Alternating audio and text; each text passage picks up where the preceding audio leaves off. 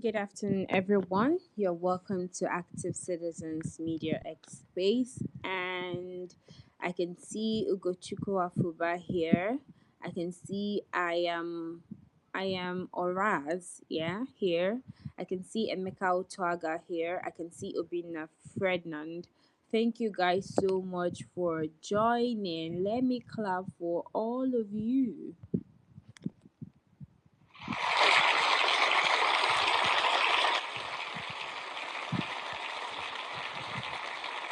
You guys are indeed active citizens.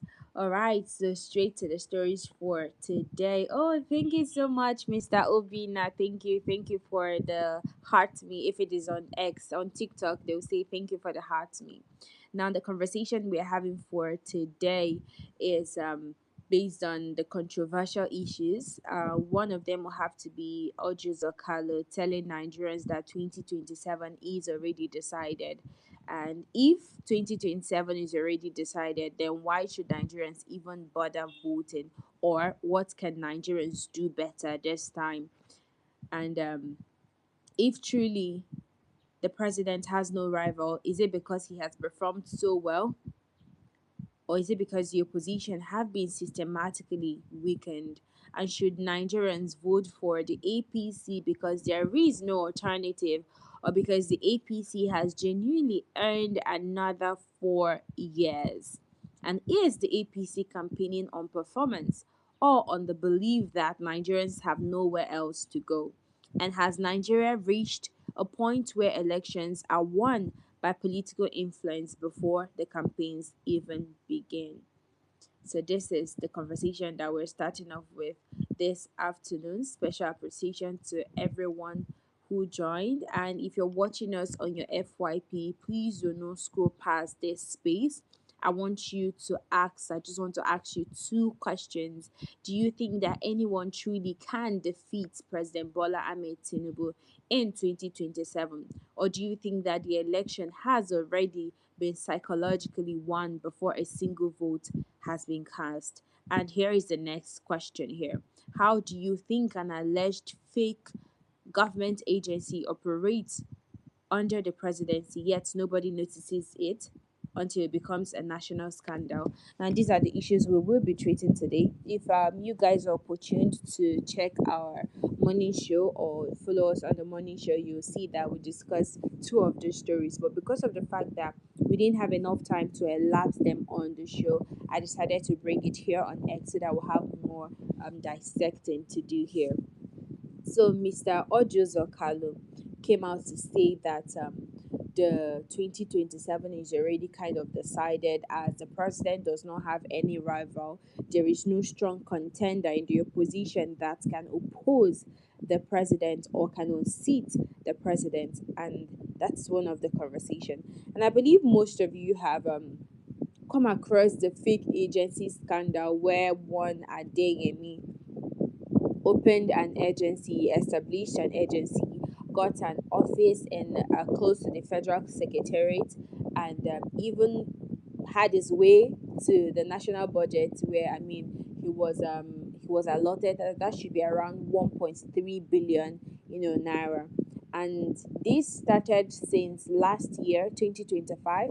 It started since around November or so, either October or November or so, and I think it's more than 8 months now that he has been operating.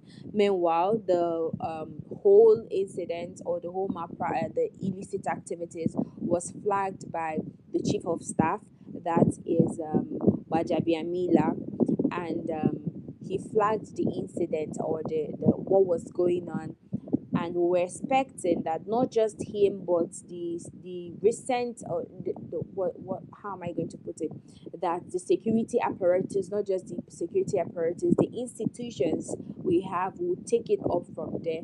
But according to the information that we've gotten so far, letters, appointments, and all whatnot have been passing one table to another, and nobody was able to address this issue till it has now become a national scandal. So I believe you guys are conversant with the topic. So these are the two topics that we're going to be dissecting today.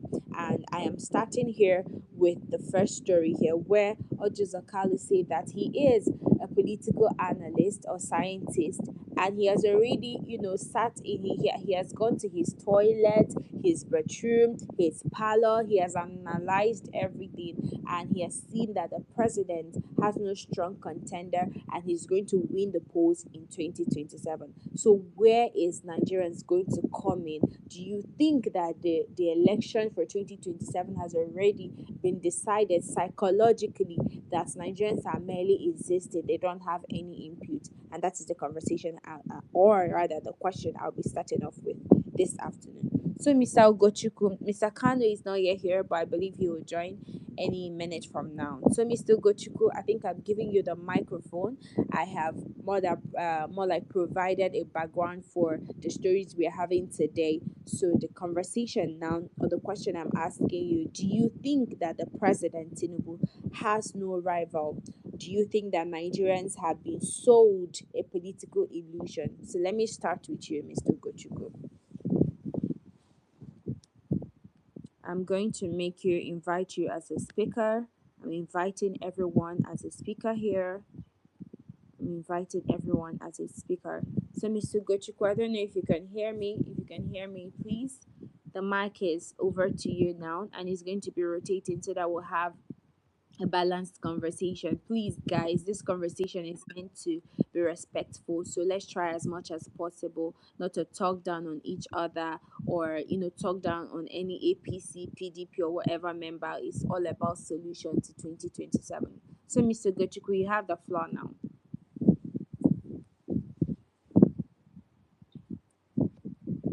Okay, good afternoon, everyone. Good Yeah. afternoon.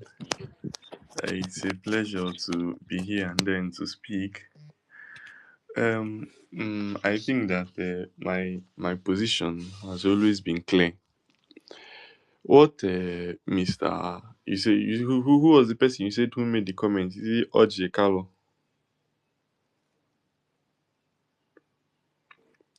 Yes, I can hear you. I can hear you. Go ahead. Yes, yes. All he said is if you look at it without bias and sentiment, he is right. He is very very very correct. Before I continue, I just wish to state that I am not in any way in support of uh, President Tinubu's re-election. I despise his administration. He has failed woefully, and Nigerians honestly deserve better. Nigerians deserve a new and better Nigeria.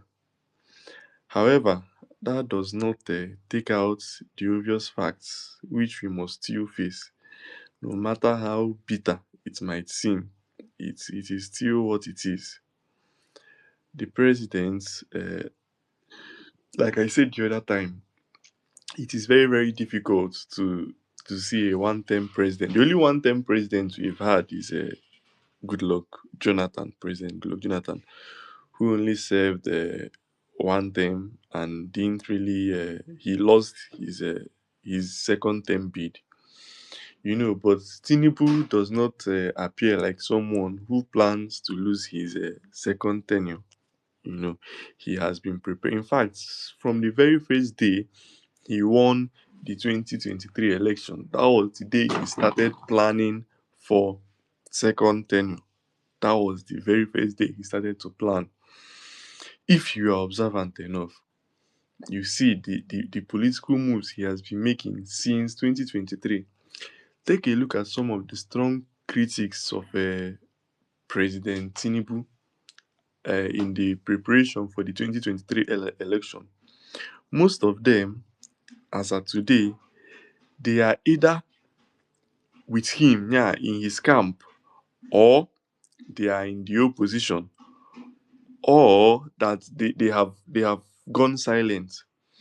Take for an instance Reno Omokri, who was a strong critic of President Tinubu.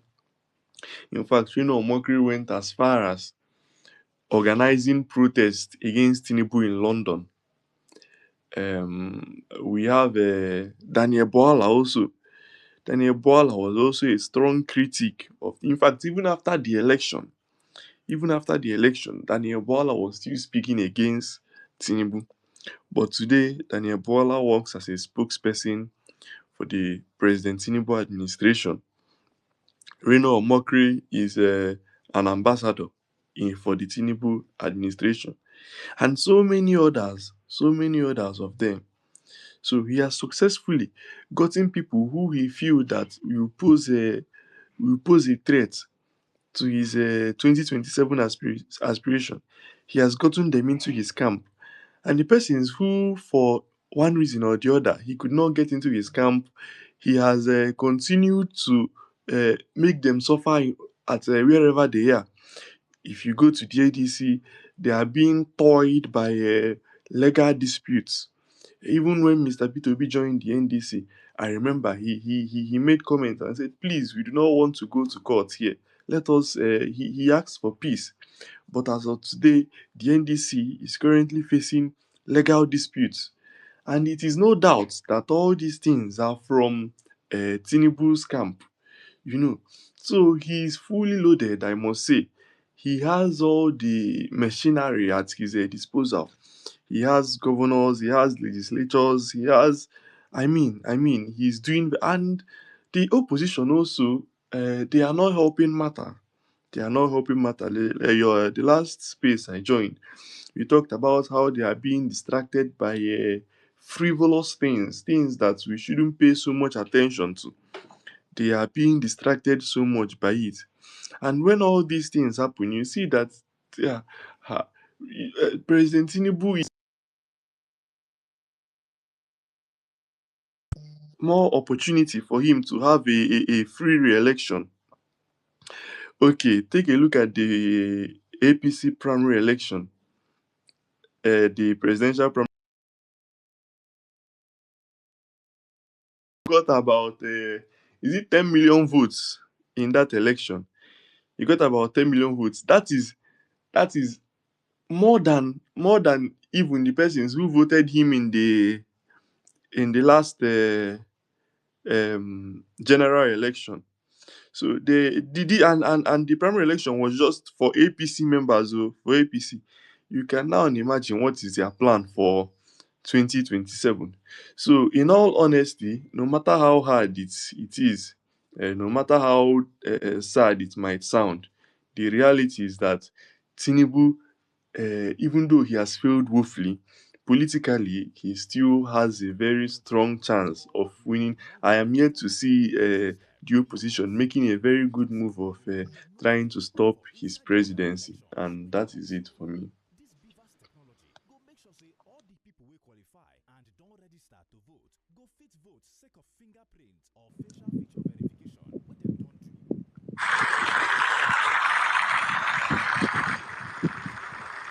Thank you so much, Mr. Ugochukwu, for that beautiful perspective.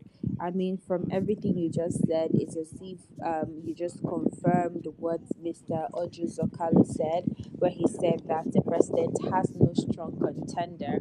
After, analyzing the whole thing, you can see that there is no opposition party. The entire opposition party we have in Nigeria is in tatters. Exactly what he said, and you're just corroborating to that. But we have more people joining the conversation this afternoon. And then Mr. Freeman, Ferdinand, I think the question now is directed to you. If the 2027 election is already decided, what can Nigerians do? Do you think that Nigerians should trust the institutions? Do you think that, some people will say that the opposition is already dead and buried, do you think that we should still trust the opposition? Or do you think that Nigerians should do something more? Let me invite you as a speaker. Okay, if you're not available for now, and we have Mr. Lucky Kano joining us in the conversation. Good afternoon, sir. All right, this will be nice here. Good afternoon, sir. Good afternoon. Good afternoon. All Yeah, right, good sir. Let's hear you, afternoon. sir. Good afternoon, sir. Good afternoon. Yeah, welcome to the conversation. Yeah, Solex, you need to speak up, notwithstanding maybe on the road, but I'm straining my ears to hear you. Okay.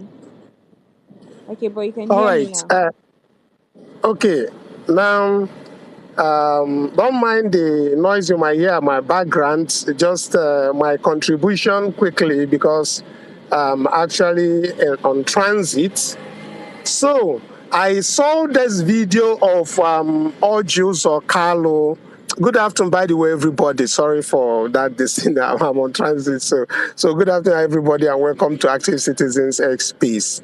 So I saw this video of Ojus or Carlo saying that Tinubu does not have any competitor for 2027, and also saying that oppositions are all dead. Yes, I will agree with him that oppositions are dead because there is no opposition that is actually happening in Nigeria. And right now, the contest for this very 2027 election is between the Tinubu's administration, which is the incumbent APC, and the Nigerian people. So it is not really about the oppositions. From my own opinion, I may be wrong or I can be proven wrong, but so I will agree with him to the extent that oppositions really don't matter right now, but what matters are the Nigerian people. And if the Nigerian people are the ones that matter and they are the ones to cast the vote, then Tinubu has a lot to worry. He has a whole lot to worry because it means the people that he's telling that he has no competition is telling him, you are competing against Nigerians. You are not competing against Atiku. You are not competing against Peter Obi. You are competing against Nigerians. Nigerians has demonstrated to say that they are hungry. They have demonstrated to say that they are starving. They have said insecurity is killing them, and you have told them to wait until the next general election. That is when they can exercise their right. And so you have to know that it's Nigerians that you are going to face. So for me, what that man is implying is that they have already gotten themselves covered, because even for him to have come back to seek for a re-election, I mean, Ojus Okalo, considering what is happening in Abia State right now, that man shouldn't even have come out to anywhere to speak. But because it's APC, because he can, he can buy the delegates that are going to get him the candidacy mandate, that is the ticket to represent his people again, because the people are powerless there because money speaks. But this very 2027, that is not going to work because we are going to take over the polling units.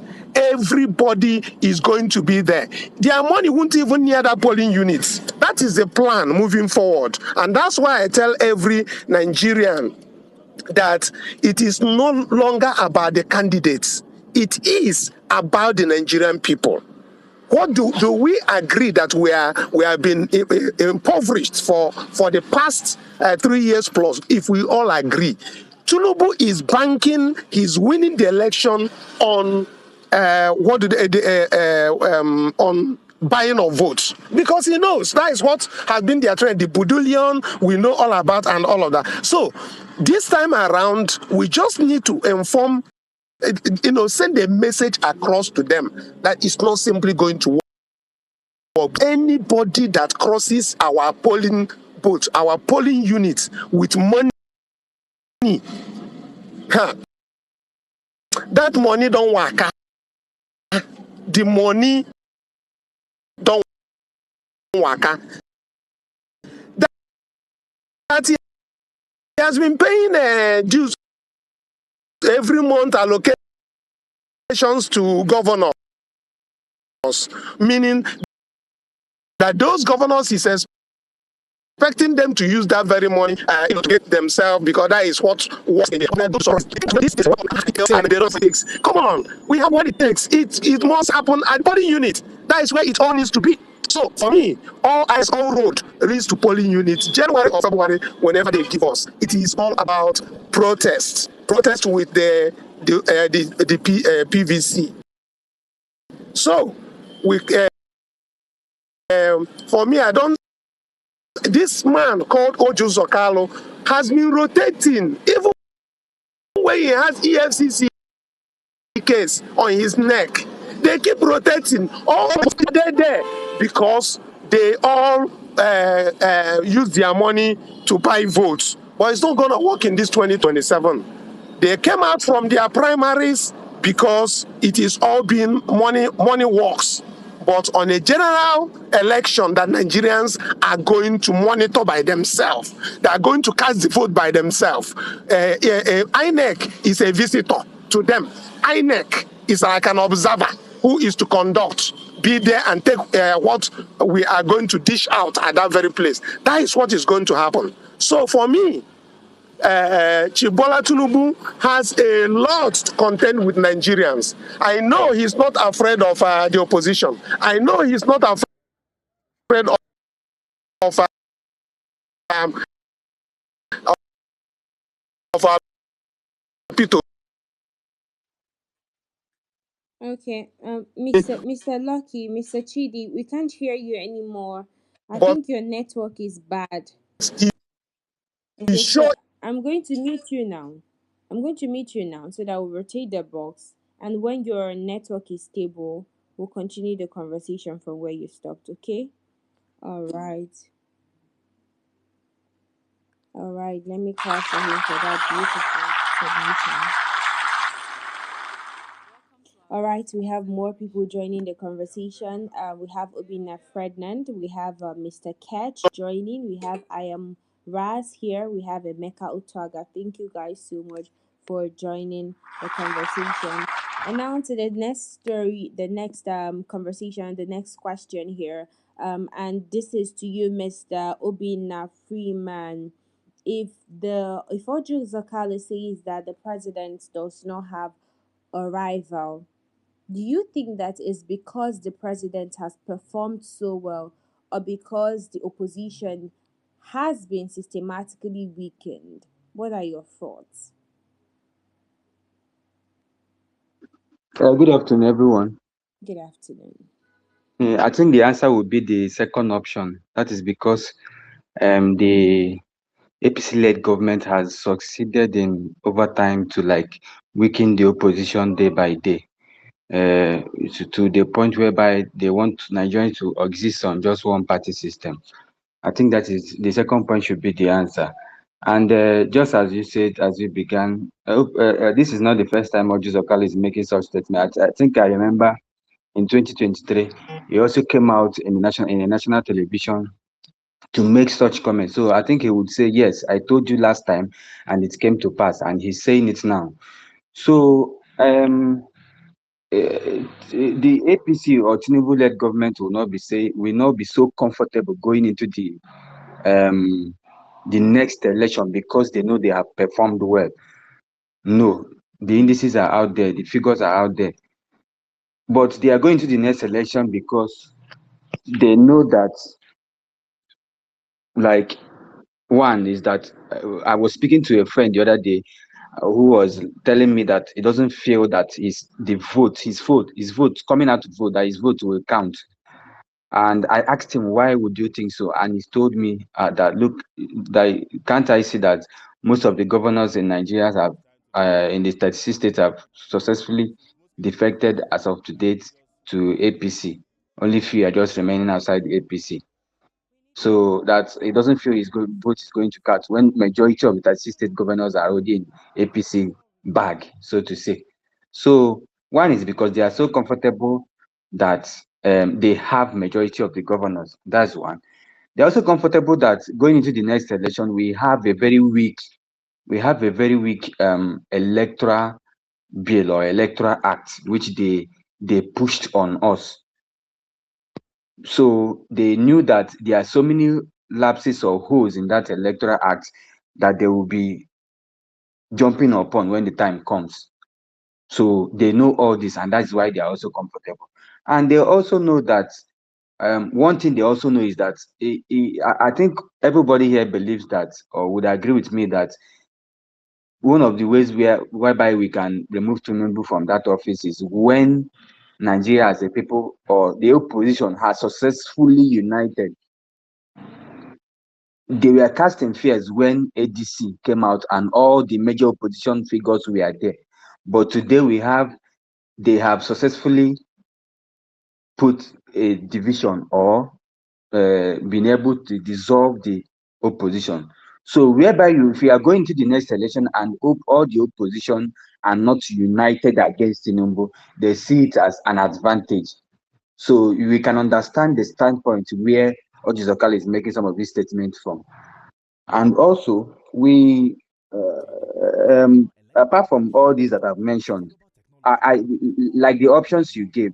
Nigerians are the like Mr. Kanu mentioned, they are not actually going to the polls to contest against some of these figures that will be in the ballot, but against us Nigerians. And this is left for us to know that while going out there to vote, Nigerians should know that this time around is not about your party affiliation. It should not be about your party affiliations.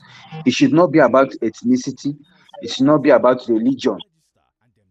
We keep on saying this every electoral cycle, but at the end of the day, the opposite happens. So Nigerians should know that it should not be about um what you who is there. Is it a Yoruba man? Is it an Hausa man? Is he a Christian? Is he a Muslim? Is he APC or so? What we should be looking at is the scorecard of this present government.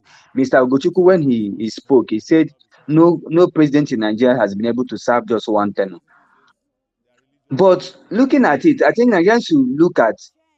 I think it's not in our constitution that a president cannot serve one term and go. So what Nigerians should be looking into is the scorecard available to us after his 4 years. How have our families been living after these 4 years? What is the price of commodity out there? What is the price of petrol out there? How has security, how has Nigeria improved when it comes to security of life and property? I think these are some of the things that Nigerians should.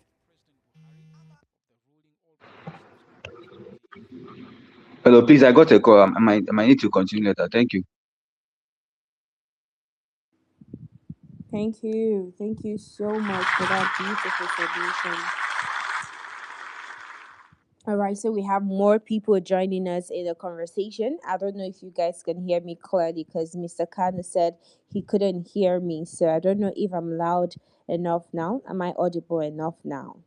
I just hope so. So we have Mr. Ketch TM joining us. We have Malobi. I don't know if I pronounced that correctly. We have Adiaha. Adiaha. I don't know if I pronounced that correctly. And we have, of course, I am Moraz and Emeka Otaga. Thank you guys so much for joining the conversation. Make I clap for now again. Okay, I can see a newcomer here. We have Truly He. Truly He. Thank you so much for joining the conversation this afternoon. All right, now still on the topic.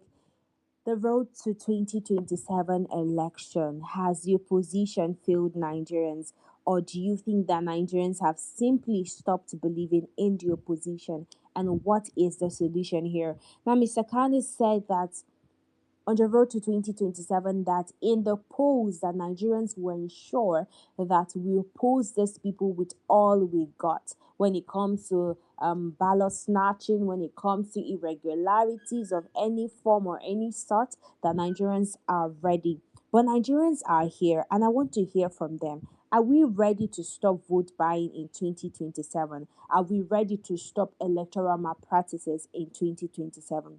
And this is where I'm passing the mic now to the next person, which is Mr. Ketch. Now, let me have your thoughts. What do you think that Nigerians should do different this 2027 that is coming up? Because in 2023, we saw the likes of even activists, politicians, celebrities coming out in their numbers to ensure that, they protect their votes. But at the end of the day, you saw what happened with Yakubu, that is the former chairman of INEC. You saw what happened and how the result was announced, and people were saying that their mandate was stolen. What can be done this 2027 that is different from the status quo? Mr. Catch, over to you now.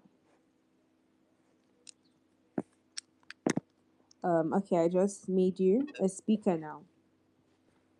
So I'm going to be rotating the box one after the other so that I can get everybody's perspective on this because it's all about 2027. Mr. Catch, over to you now. Thank you very much. Thank you for passing the mic to me. I've been listening to what everybody has been saying. And you know me, I like playing the devil's advocate in a lot of things. So I'm going to just counter what Mr. Not counter, but just look at it from another perspective on what Mr. Kano said actually. So he was saying that Nigerians are ready to resist the administration, the current administration, on all their shenanigans on the um, during the 2027 election. And just going to ask one question: how do you intend to do that? You know, it's all about all talks. We can talk and talk and talk till the cows come home. If we don't have a detailed plan on how to do it, they'll still go ahead. And I'm sure when we all say these things, the opposition, or not the opposition, sorry, they got the incumbents, you know, the APC, the ruling party, look at you guys and laugh and they go, we know, is it not Nigeria again? Leave that in, you know. On the day they're going to show up, they're going to come with bags of money. People are going to collect the money and they'll force you to vote who you don't want to vote for. Now the question is, how are we going to stop that? How are we going to stop that? We can talk about, oh yeah, we're going to resist them, we're going to resist them. The question is how. I can remember saying, I think it was on this same show last week, or was it on another show that I was involved in? I was saying that the thing about Nigerians is we are not ready to die for our cause, right? If we go to, you know, if you listen to foreign news outlets or even the common sayings across the world, they say that the things that happen in Nigeria, if 1/10 of it happens elsewhere, the place will be ablaze. But it happens in Nigeria, we look at it, we sweep it under the carpet, and we'll continue with business as usual. Look at the issue happening in South Africa. Not that I in any way endorse what's happening in South Africa, but I admire them. They have a cause and they stuck to it. They don't care if police comes in, if they shoot, if they whatever, they stuck to their guns. This is our goal and we're going to do it. And this happens everywhere around the world. If you come to the United Kingdom or whatever, people that let's take climate activists for example, they come and they glue themselves with glue. When I mean glue, industrial glue, they glue themselves on the highway, right, and cause disruption. And from a Nigerian, being a Nigerian, I look at this, I say, these guys are crazy. Why do I want to do that? And I look at it, I'm like, oh my God, this Nigerian thing, this Nigerian whatever has actually gone into. Those guys believe in their cause and they are able to do whatever it takes to achieve their cause. And this is one thing we don't have in Nigeria. So if we begin to educate ourselves on believing in our cause, and the thing is that I don't think we've suffered enough in Nigeria. They are suffering, yes. Is there suffering in Nigeria? Of course they're suffering in Nigeria. Have we suffered enough? I don't think so. Because we can always find that urgent 2K somewhere and all that. You know? So what am I trying to say? The people have not been pushed to the wall back enough to revolt. Right? To revolt and do it. That is the only time that what Mr. Kano was saying will come to pass. You know, look at it. Look at all the revolutions in this world, the French Revolution, the whatever. The people got so hungry that they went, do you know what? We don't care. If we die, we die. They went in and they revolted. But Nigerians, I don't think we have come to that. Because what tends to happen is when we are about to get to that brink, they'll come and start sharing rice.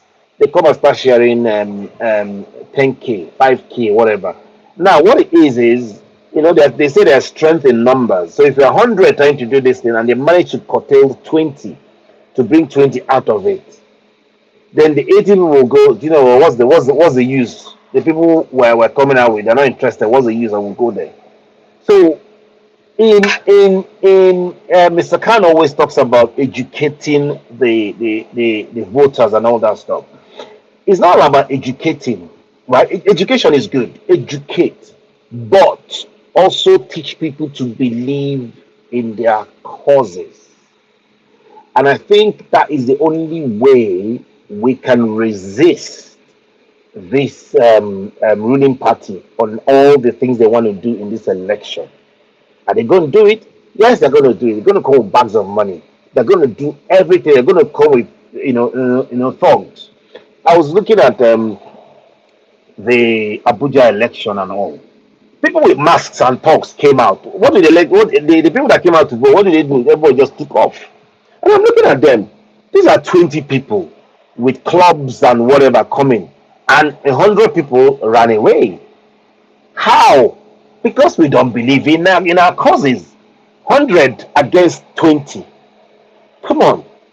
But the thing is, we don't believe in it. We don't believe as much as to die for it.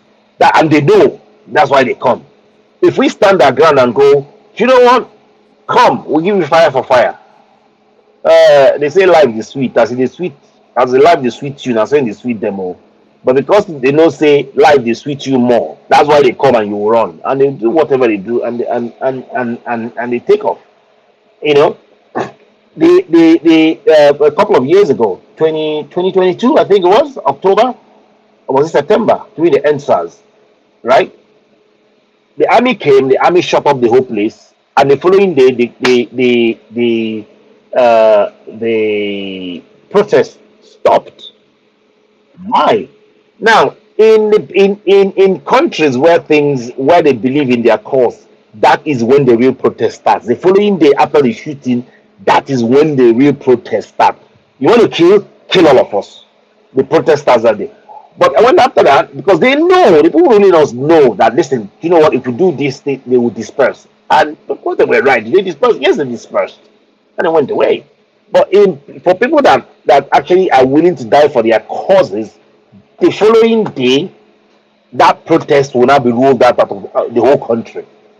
Kill all of us if you want. You know. So I'm going to wrap up with this.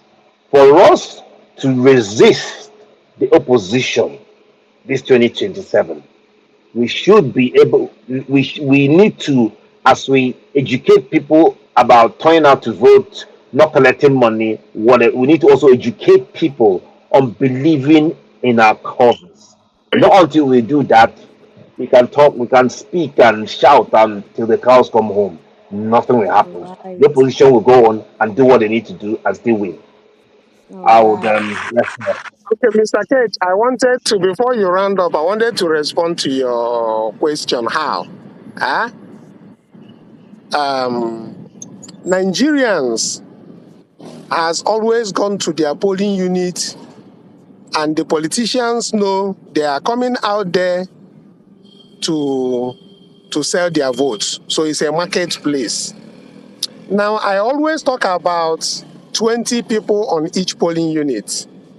We have, since last year, we have started fundraising to raise each state to raise a minimum of 35 million naira per state.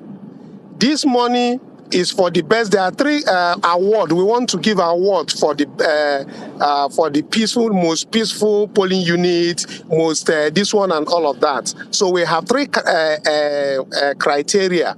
These three criteria is like first is 20 million. That is the first polling unit that we qualify that gets everything done. No money exchange hand in that very polling unit. Everything is done peacefully. These 20 people on that each state will get 20 million.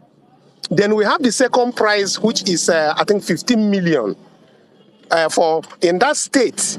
The second most peaceful polling unit where no transaction happened. Everything in that polling unit is time stamped. That second one we get 15 million. Then we have the third prize, I think 5 million for 20 people. So in 2027, we are equally coming out with money. So, and the budget is about 2 billion naira. And so far, we have raised up to 500 million. So when I'm talking with audacity. I'm talking that we can defeat these people. We can. Make I hold am here for now. Maybe you have not heard this from me before, but I'm just trying to tell you that it is possible. It is possible that Nigerians can get their power back. They can get their voice back. It's a matter of us having 20 people per polling unit, and we are working on it seriously. Right, all right. Thank you, Mr. Kano, for that beautiful submission. And Mr. Catch, thank you so much for that beautiful submission. We still have more people in the box. And Mr. Kano, please kindly mute yourself, or let me do that for you. All right, now we have I am Raz. I know the box was supposed to rotate to you, so you're the next person to speak right now. Mr. Kano has already given his submission, but I believe he is the educator here. So whatever we talk about here, he will definitely have to react to it because he is more like the educator, like I said earlier here. So, Mr. I am Raz or I am Oraz. The mic, and I'm opening your mic right now so that you give your own submission. And I think maybe we should go over to the next topic, which is about the fake agency scandal. And if some of you were here when I started the conversation, I said that this fake agency started all the way from last year, 2025, towards the ending of last year, around October, November. And so far, so good. They have operated for almost 6 months, 8 months, going to a year now, and they were undetected. They even made their way into the federal government, budgets. They even made their way into getting registered with CBN. I don't know how they were even able to, penetrate into the National Assembly, and they were centered to by the National Assembly, and even the National Assembly even had more like a correspondence from them. This particular man, Adeyemi, has taken a lot of pictures with key notable figures in the society, calling himself, the president of whatever he calls himself. So this is another conversation that we want to have now, because it's all about this particular administration. How is it that this man was worked or operated with his team, undetected? Nobody was able to flag it apart from the time that the chief of staff, that is Bajabiamila, flagged it, and ever since then nobody has said anything. No oversight function, nothing at all, till it became a national scandal. And that is another conversation that we're going to be having. I can see more people joining the conversation. I can see Sam Vivor, thank you so much for joining. I can see OK New Nation. Thank you so much for joining, and to everyone who has stayed tuned till since this conversation began. Thank you. You are the real active citizens. All right, now straight to you, Mr. I am Oraz. I think I've invited you to speak. You're the next person to speak now. Let me have your thoughts now on this alleged fake agency scandal. How is it, or what are your thoughts? The first time you heard about it, what were your first reaction? So I just made you a speaker now. I don't know if you can accept that. If you're not comfortable, or if you're not in a comfortable position to do that, I'll pass the mic to some other person. And we have Truly here, and he's the next person after Ugo Chukum. So truly, I don't know if you heard about the scandal. If you have your 2 cents to chime in into the conversation, please. I just made you a speaker. I invited you as a speaker. Let's hear you and hear where you're connecting from. I'm so sorry to the people that have already given their submissions so far, that I didn't get to ask you to tell us where you're connecting from, or where you're speaking from. But I think I'll be doing that any moment from now. I'm doing that right now. So truly, I just made you. I invited you as a speaker. You can chime into the conversation. San Vivor, I just made you a speaker. So between any of you that accepts my invite, you can speak right now. So, OK New Nation, I equally invited you as a speaker. I am Oraz, I invited you as a speaker. So please, if you can accept the invite so that we'll hear you, because it's all about the road to 2027. and how Nigerians can converge, be it online and equally on ground, to see that this present administration pack their loads once and for all and go just like a lot of people will chant Tinubu must go. So let me hear you guys now. If you guys are not ready to talk for now, if you guys are busy, I am rotating the box now to Mr. Kanu. So Mr. Kanu, you said that there are a lot of funds. I don't know if he's still here. Okay, he just stepped out. All right. So other people, please, I don't know if you're here. Let me hear your voice. Mr. Ugochukwu, are you still there? Mr. Ugochukwu, are you still there? All right. Obina Ferdinand, are you still there? Please just give me maybe like a thumbs up or a hand five to know that you're still in the conversation.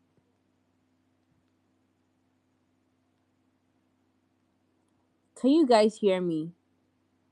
I don't know if you guys can hear me. Is it my network? We can hear you. We are audible. You are audible. We can hear you.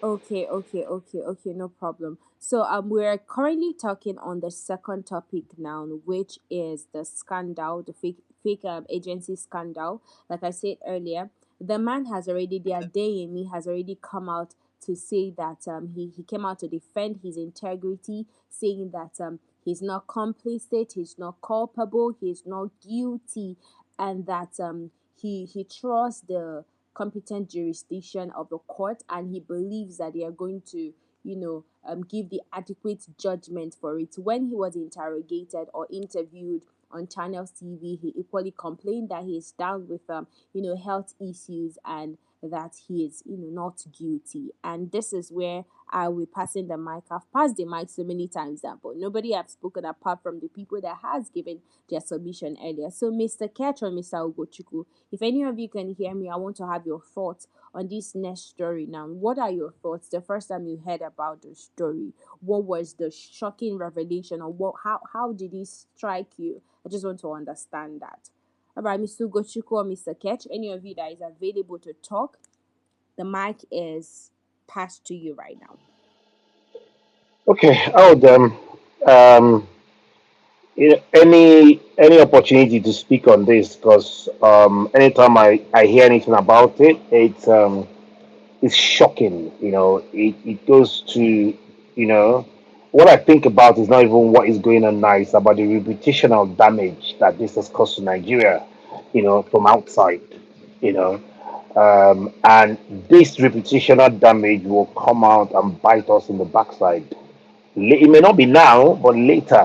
When we go out there fishing for, um, what's it called? Fishing for external investors, it's going to come out to bite us in the bum. Now, having said that, everybody knows, when the guy came out and said that he's, you know, he's not guilty, he's not to be blamed and all that. You know, you, I don't know. It's I don't want us to look at to focus on individual in this. No, that will be trying to find a scapegoat, right? This whatever happens is not. Let's not try and point hands at an individual. This is a systemic failure, right? It's a systemic failure. So rather than point fingers at an individual, let us point finger at the system. And what is this system? The system that allowed this thing to happen, to allowed this fictitious um, organization, parastatal, call it whatever it is, to exist in the first place, right? Now we need to do an audit. We need to do an investigation. How did this entity exist? Who signed the paperwork for it to be there? That's the first things first. Now we take it further, right? How did they manage to get an office where they got the office? Why? Now, it is not the person, it is not the individual that came out to this. It is the system that granted that individual that we should be. You understand what I mean? I'm not saying that The individual is not cannot be held liable. Yes, but then it is the system, right, that made it possible for that to happen. Right now, if we take it to the what's it called? Let's take it to the central bank again. This so-called whatever opened 37, 38 central bank account. How did the system allow it to happen? Who gave the authorization? What KYC checks were done? What are the due diligences that were done? Again, system, not individual. So when we're having this conversation, I want us to remove it from the individual and look at the system. If we look at the system and find out the failure in the system, then we can now point to the individual, to now find out, okay, fine, because that individual or a group of individuals, it's not an individual, the group of individuals, how they knew how the system worked, then they could now, know how to beat the system. Because we can point at this whatever and just jail the person. Guess what? It will happen again. It will happen again. So in all these things we talk about, we can talk about it today, tomorrow, or whatever. I want us to focus on the system to make sure that this never happens ever again. Then you can look up whoever did it or the people that did it and all that. Again, I like, maybe it's because of where my base or where I am. In the United Kingdom, if there is an accident, I'll use road accident for example. Let me not use something, very, I'm going to use road accident because it's simple. If a road accident happens, yeah. Now, guess what happens? There's a collision, boom, blah blah blah. Ambulance will come, air ambulance, they will lift up the person to the hospital. Free. Guess what? The police will close that section of the road. There'll be a detailed investigation. I've been on a road closure. I've been on a road closure. I'm going somewhere. I've been on a road closure for 8 hours. I could see where the accident happened. Loads of police people in forensic stuff checking. What are they doing? They are trying to investigate to find out why the accident happened and to make sure that it will never happen again. Whatever caused that accident will never happen again. And guess what? They'll find it and they'll put systems in place to make sure that whatever caused that accident will never happen again. That particular one. And that's what happened. So it might be that somebody was drunk and hit somebody and killed it. They jailed the person. Yes, they've jailed the person. If you don't do something about it, tomorrow somebody will go and get drunk and still kill the person. So what have you achieved? So I want us, as we talk about this, to just talk less about the individual and talk more about the system. So I'll rest here and give some other person an opportunity to talk about it. All right. Thank you so much for that beautiful submission. Thank you so much. And we have more people joining the conversation. Mr. Catch, please mute yourself, or let me just help you to do that. Now we have more people joining the conversation. We have Mr. Ben joining us. Thank you so much. Let me clap for you. And we have Mr. Victor joining the conversation. Thank you so much. All right, now continuation of this particular conversation now. The federal government have come out to refute that they don't have any idea of this, fake agency. And the president, the so-called president of this fake agency, has equally come out to say that he acquired the appointment letter from a government, official. And the question here is, who exactly is lying? Is it the presidency that is lying, or the president of this new, agency, or the fake agency that has been operating for more than a year now, or almost a year? Now, this is where I'm rotating the box once again. Oh, we have more people joining. We have Yusuf, we have Chima here. Thank you so much for joining the conversation. Let me clap for you. Thank you so much. Thank you. All right. Now, we have I am Oraz. You haven't said anything. I don't know if you're still here.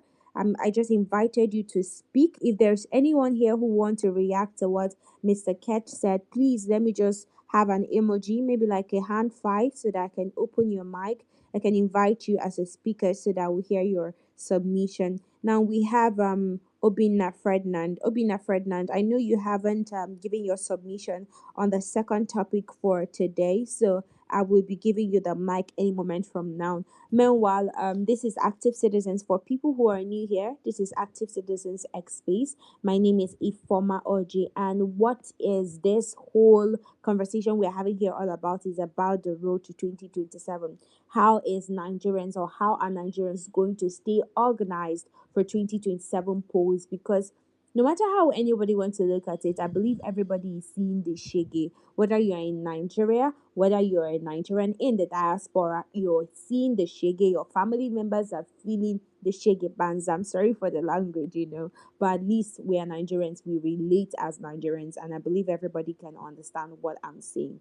And what is the solution? Let's just stop with the complaining every time, gnashing our teeth every time. What can we do differently this time around that is different from 2023? How we came out en masse to, vote, and at the end of the day, our vote did not count. Is that going to deter us for 2027? I believe a lot of Nigerians are saying no. Mr. Carlo has given us beautiful submissions where he said that Nigerians need revolution, Nigerians need protest in the polling unit level. And it's not about, protesting or chanting any song, it is about protesting or having a revolutionary with your PVC.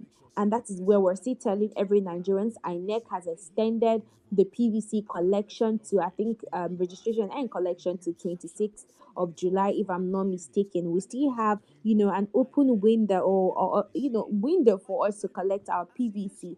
And then Active Citizens Movement is planning a very big thing for 2027, and it's about the Smart Ballot app. Now, what is it about?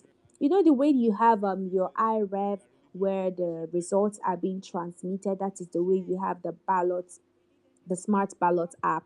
What does it do? It helps you track the entire results from the polling units to the iRev. So it's more like it works hand in hand with the iRev. So if the chairman of INEC, Amupitan, is telling Nigerians that this is the person that is being declared, or this is the person that won the 2027 election. Nigerians can say this is not the results we have. According to this polling unit, according to this state, this is the results that we have verified ourselves. So this time around, Nigerians want to have a citizen based evidence this time, and not what INEC is dishing us, and not what the politicians or even the opposition parties is dishing out to us. And Nigerians still have the chance to contest this in court, because if you're voting for any political party, let me say for example Mr. P2B, and he lost in the polls that you're quite certain that he won the polls, you can take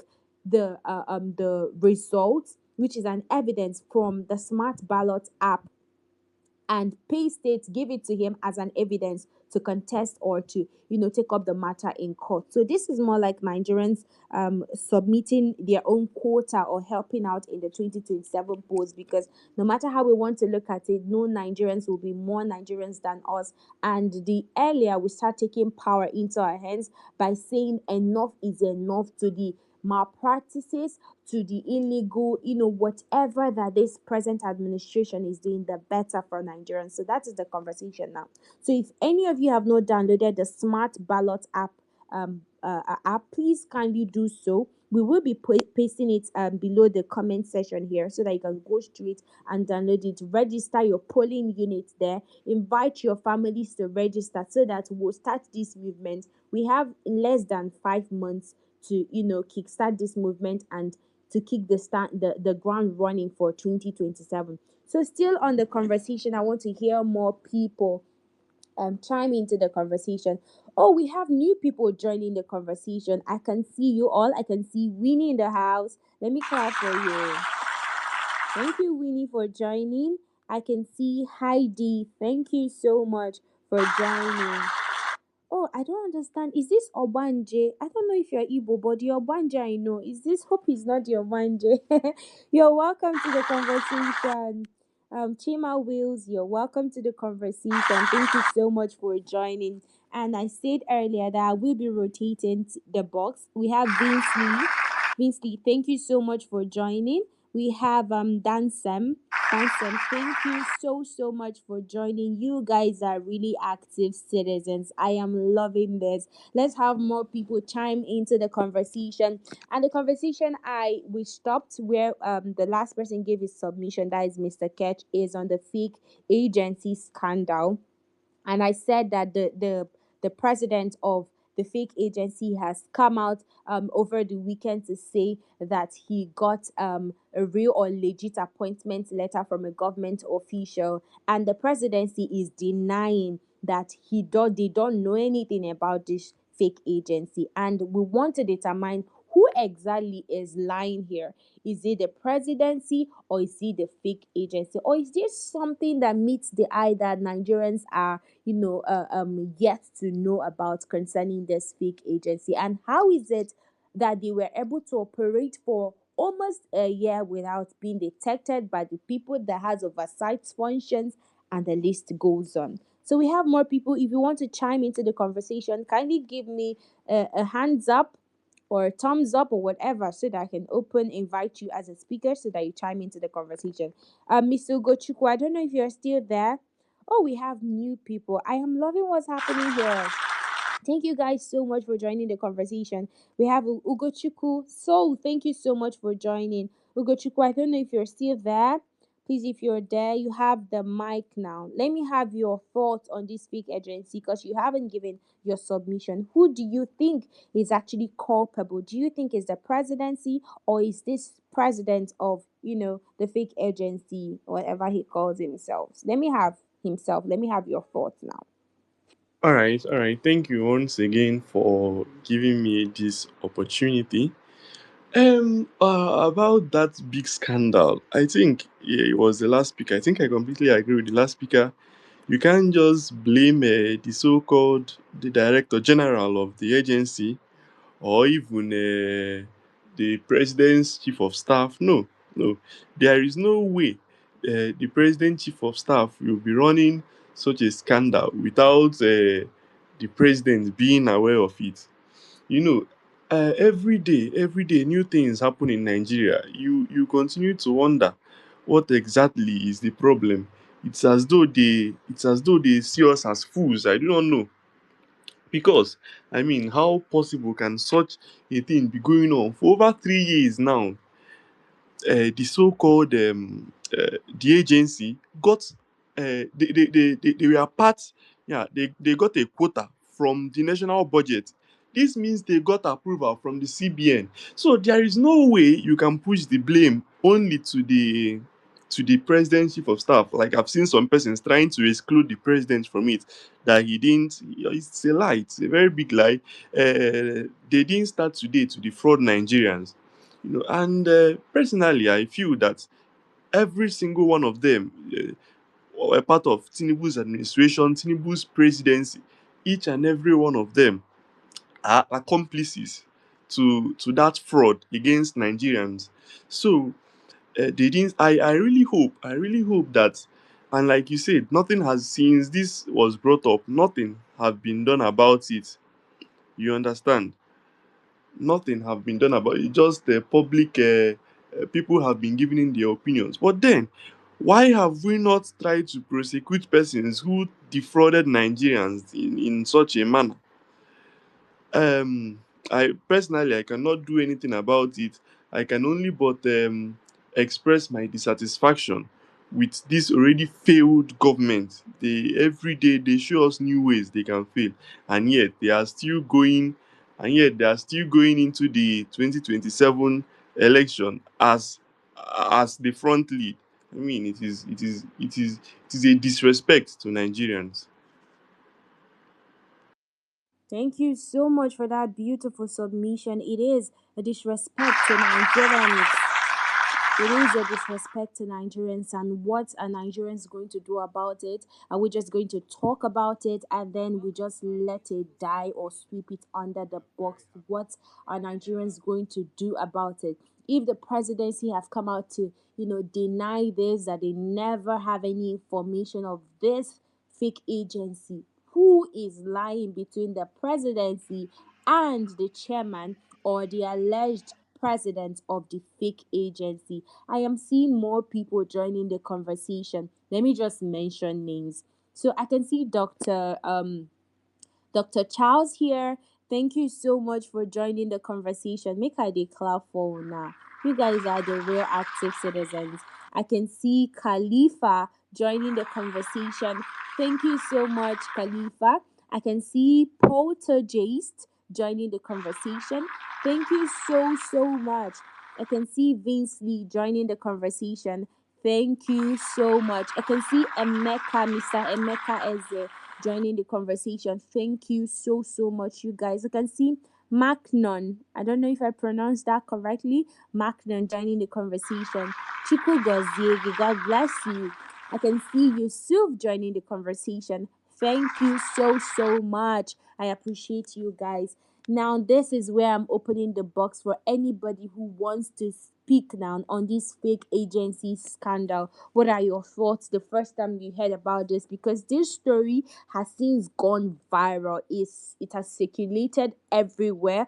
All the news outlets we have are carrying this story. And this is where we say, let's bring it to X and see what our communities on X have to say about this fake scandal. What are your thoughts? Do you think that the presidency is supposed to, a lot of heads, like Mr. Ketch said in one of our shows on YouTube at Active Citizens? Meanwhile, if any of you have not joined our conversation on YouTube, we have conversation every morning and evening, morning pulse and evening parliament, where we get to dissect issues in the country and proffer solutions to them. It's not all about dissecting them, we proffer solutions. So if you haven't connected to our YouTube channels, please can you do that right now, or you can do that after the show, so that you get in touch with what is happening in Nigeria and what a lot of Nigerians who are our analysts on the show have to say concerning that. So the first time any of you that are in this box saw this conversation or saw this news story,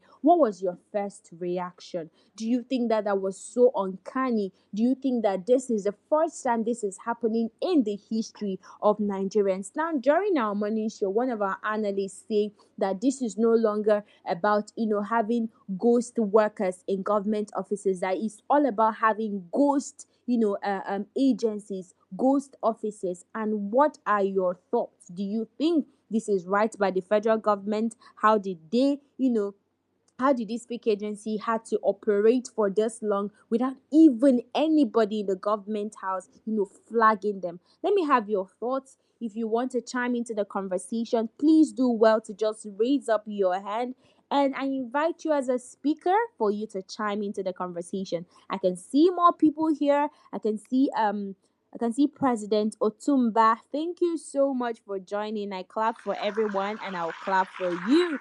Thank you. I can see Ibrahim here. Thank you so much for joining to the conversation. I can see Omo Ologo. Thank you so much for joining.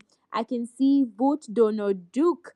Thank you so much for joining. Una plenty. Oh. I can see Sina Akintunde. Akintunde. Yeah, I think I got that correctly. Thank you so much for joining the conversation. I can see. Okay, I think I've mentioned other people that just joined right now. So please, if you want to chime into the conversation, let me see you. Please, let me see you. I'm going to invite everyone to open up their mic and speak, because I have been talking, guys. I have been talking. I need to hear Nigerian polls. Let me feel your polls this time. Can I All just chime right. in while we wait for other people to talk? Just briefly. You asked the question, Okay. who is to blame? Whether the government or the person, the president, the director general of the fake outfit. The person to blame here, who are we to believe? Um, Hmm. the thing is, He said he got a legitimate letter from the government and all that stuff. I would believe, yes, he did get that. You know, all the things the government are trying to do now is to deny. They're trying to deny to make sure that, you know, like I said before in my earlier submission, that unfortunately the guy has become a fall guy. He's going to take the fall for it. You know, his girl's going to take the fall for it. You know, and if the government says they are the what's it called? They are not aware of this, then it's even a bigger embarrassment to them. Do you understand? It's a bigger embarrassment to them that such a thing should happen. And if that's in my earlier submission, I was saying that we should do an investigation, system one investigation. And I can bet you, I said it before this morning somewhere, I can bet my left eye that this is not the only fake agency operating in the government parastatal operating in Nigeria. I can bet you my left eye that this is not the only one. This came out because something went wrong somewhere. You know, there's a sharing from somebody did not keep their own end of the bargain, and it was about to blow up. Then they quickly went up and trying to defend themselves. Do you get? So it is the government here is to be blamed. The guy they're trying to pin it on is just a fall guy. He must have gotten that. If he didn't get that letter, how would he have gotten an office in the federal secretariat? How would he have opened 37 or sorry, 30, is it 34? 34. How would he have opened 34 central bank accounts? How would he have gotten the budget code? He has a budget code, for crying out loud. Do you know what it means to have a budget code? He has a budget code. He has a budget passed. The budget was passed, actually 1.3 billion passed. How? Without, you know, genuine government instruction and all that. So the government can deny all they want, but you and I know that the government hand is, in fact, their hands was caught in a cookie jar, you know, and they will do everything to spin this and all that, and hoping that Nigerians, being Nigerians, we're just going to talk about it for 1 week and it will just die down. But I thank God for conversations like this where we keep talking about it and it won't die down and all that. I'll rest there and give some other people permission to talk. Okay, thank you so much for that beautiful submission. I can see, thank you. Let me clap for you first. I can see a lot of people, giving me emojis that they want to talk, some people laughing and all whatnot. Thank you so much for that beautiful reaction. I can see Macnon. All right, now we have Soul who has reacted here. Soul, I'm going to open your mic to speak. And because of the fact that we have more people in the box, I'm going to be reducing our time to at least two or three minutes. So Soul, you are allowed to talk now, but know that you are allowed to talk for 3 minutes so that other people can give their submission. Over to you now. Okay, thank you. Thanks for having hosting the space. I think 3 minutes is a long time. There's not too much to say because a lot of people, the last two speakers have said exactly what's on our minds. Uh, let's approach this from civic point of view. I think that's key, not from a partisan point of view. So we have a situation where, there's a lot of money involved, lots of accusations and lots of allegations involved. So we would expect as citizens to see a semblance of I wouldn't say accountability at this point because that's probably not going to happen, but transparency, uh, so that the citizens can at least make up their minds. So we know it's not some kind of a propaganda. But the facts that we are seeing, and the fact that the gentleman involved, the Prince Adeyemiga Adeni, or he has come out and made serious allegations against Baja Biamila, and pointing fingers at the fact that there was monies involved, there was situations where a certain percentage was mentioned. These are things that are everywhere. It's not like We're not cooking this up, so it's everywhere for everybody to see. Now you bring it back to Nigerians, and we need to understand how we are going to respond to this. Should we just wait for the court case and see how it goes? Well, I think no. I think it's good to probe. Anybody who lives in a more civilized situation would know that this would cause like a civic concern. So we would need to speak. We would need to have these kind of conversations regularly.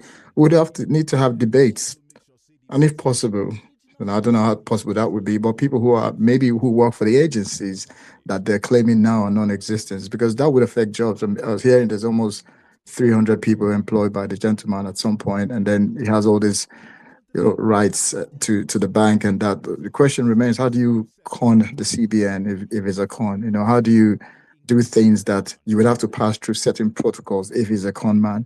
And then how do you come out and say it's non-existent completely when it's on the budget? So there are so many loopholes. As I round up, there's so many loopholes that I'm hoping that we can find some kind of sense. Let's put it that way. Let's find some sense in the matter, because Nigerians are not technically, they're not fools. That's the point. And as from a civic point of view, we deserve to know so we can all grow together. So I think I'll park it for now while I hear other people's contribution and maybe come back to it to just oppose or have an opinion on another thing that's said. Thank you. All right. Thank you so much, Mr. Soul. Thank you so much for that beautiful submission. I can see somebody reacting here. I don't know why you're laughing and raising your hand, but yes, the boss will get to you. But I can see more people joining the conversation. I can see Tiggs here. I don't know if I got that correctly. I can see Mahi Dare. Thank you so much. I can see Dr. Charles. I can see Sheriff. I can see Jave. I can see Victor. I can see Robert. I can see T. I can see Sina. I can see Dunga. I can see Ajetumobi. I don't know if I got that correctly. I can see A.M.O. I can see Ibadan. I can see Dansem. And I can see more people that are even watching on the FYP. Thank you so much for joining. Let me just clap for you all at the same time. All right, like I said, the conversation is continuing. I can see Macnon, yeah. I'm opening your this and I invited you so you can speak now. Yeah, thank you very much. Good morning, good afternoon. And thank you to the previous speakers. They've been quite objective and very fair. And I would also want to ride on that path. First is that this is a big embarrassment to everybody, including the government and the office of the chief of staff. So to the facts of the matter, so part of the facts of the matter that we have as recently as 30 minutes, 1 hour ago, is that the office of the accountant general of the federation has come out to say that this fake agency does not have any bank accounts with CBN, neither did they approve any opening of the CBN bank account. So we have updated the facts from Bayo Ononiga's statement claiming that they have CBN accounts. And Bayo Ononiga should also go and update himself. Objectively speaking, also again, I would not be somebody calling a fraudster a gentleman. A fraudster is a fraudster. They have no place in our society. I'm also speaking from a civic perspective, and also from a moral perspective. There's no point giving morality, superior morality to any con man, particularly somebody who has historical records of being a con man. I think I find it extremely disingenuous for any of us here to support him. Why? Because we want to be against the government. I am a card carrying member of the APC, a staunch supporter of Ashwali Bola of Bola Ahmed Tinubu. I stand on his mandate, and I'll continue to stand on his mandate. However, that I tell you my political inclination does not mean that I'm also foolish. However, that you also do not tell me your own political inclination also doesn't mean that I'm also foolish. And that's why, for me, the facts of the matter have to be clear. One other thing that has been alleged to be a fact of the matter here is that he employed 300 people. No, at no point did he employ 300 people. What the facts say is that he employed two people who were already, resuming at the office in secretariat, but had no job description. The other fact of the matter is that he sought approval from the office of the secretary, of the secretary of the government of the federation, and got the approval to recruit 300 over 300 people. But did he recruit? No, sir, he did not. So let's not mistake the facts because of our political inclinations No matter how hard we try to hide them, I think that it is even objective enough and it is transparency and sincerity for you to actually come out to say, this is where I stand. Otherwise, people will be able to decipher that you are actually trying to bend the truth to suit a narrative. What do we all want collectively as Nigerians? First is that we want a thorough investigation. The office of the chief of staff has also come to to state categorically that this letter did not emanate from our office. And to even add more credibility to their position, they have directed the DSS and the police to investigate, and the police has already even charged the matter to court. So for me, the office of the chief of staff has done well enough to say that, to blow the whistle and also dissociate themselves from it. Now, another something All that has been right. alleged to be a fact of the matter, which is totally false, is that no ministry or no agency of the government flagged it. That's not true. That is not a fact of the matter. The fact of the Okay, matter okay, is, okay, Mr. let me just round up. Magnum. Okay. Active citizen. Let me round up. So the fact of the matter is that the Ministry of Foreign Affairs, ably headed by our own dearest minister Bianca Ojukwu, flagged it, and then the National Investment Promotion Council also flagged it. So this shows that the agencies know what exactly, what they are doing. I am never going to call a con man a gentleman. A con man is a con man and he deserves to be in jail. However, if he also has collaborators within the agencies that have made sure that he has scammed the whole Nigerian government, including those that inserted it into the budget, all of them must be brought to book. But to excuse a con man, a 419, a fraudster, a Yahoo boy, a thief, an armed robber, a criminal, to excuse him just because you want to burn down the government, or because you want to throw shades at the government, I think is extremely unacceptable and it is not civic. All Thank right. you. All right. Thank you so much for that beautiful submission coming from you. Thank you so much. I appreciate that. Okay, I can see a lot of people reacting to that. And I don't know if some of you watched the interview in our Right News where I can't remember their names, but there about three of them where Charles and Egolo of Arise News Prime Time interrogated three gentlemen. Was from APC, the other one was from NDC, and the other one, I'm trying to remember his position. But what I want us to derive from this is that the APC man was trying as much as possible to defend this administration. But I love the fact that Magnan was able to, separate the facts from the figures, was still able to say, okay, this is red. When you see a color that is red, some people will say that once you enter APC, that they wipe off your brain completely. But I love the fact that you were able still, you were still able to still tell us that this is still red or this is still white. But where I have, little issue, and I believe everybody is going to still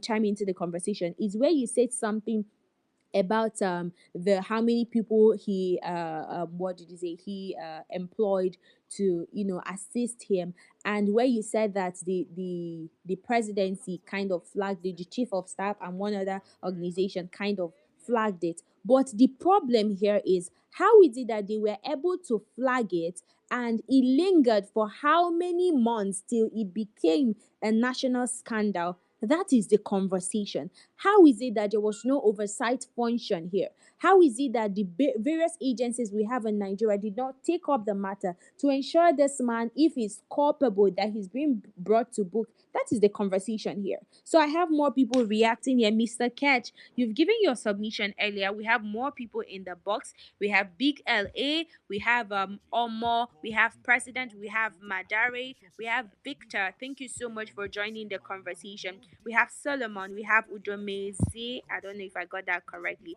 Thank you so much for joining the conversation. So I want to hear from Victor now, and I'm going to accept your request to speak. But I would love everybody to please hit the follow button here. We have our YouTube channel where we discuss and dissect issues. I'm the host over there. So you can listen to our conversation every morning by 9 a.m. Chime into the conversation. And when we come here over X, we give you the mic to air your own perspective, because your perspective might be different from the analyst that we have in the show. So please do well to hit on this link below this particular X Space stream, and you're going to see active citizens there. Hit it, hit the follow button, and you follow us every day. We have this conversation from Monday to Friday, so you have every opportunity to join us from Monday to Friday by 1 p.m. at the dot. So this is where I'll be rotating the box now. We have Victor.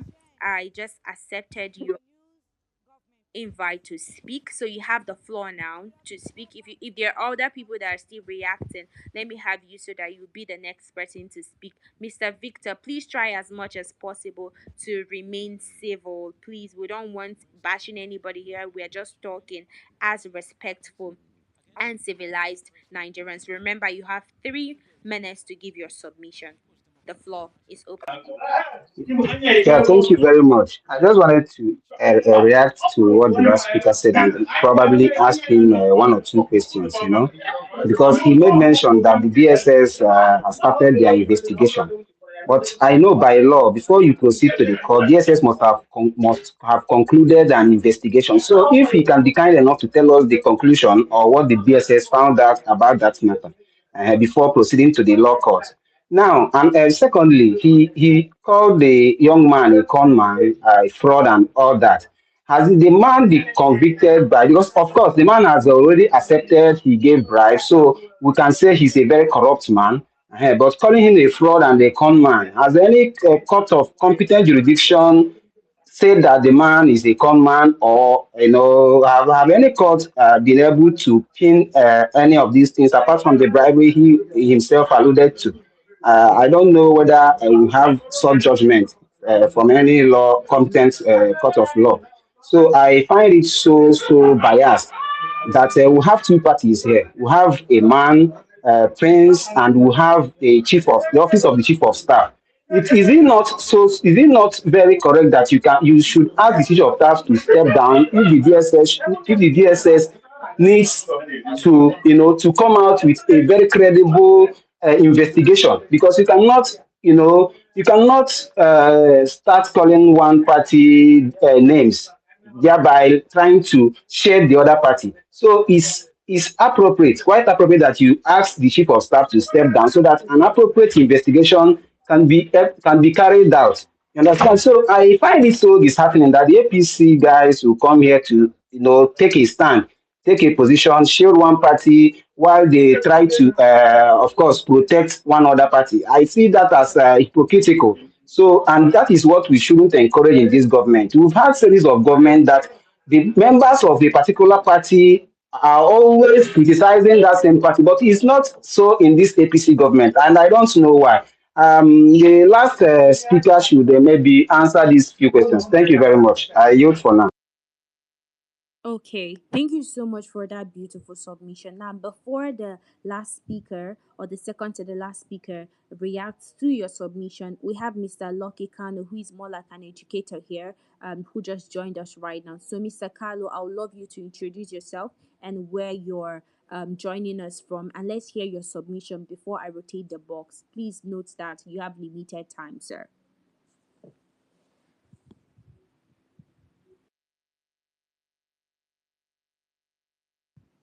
Mr. Kano, are you there?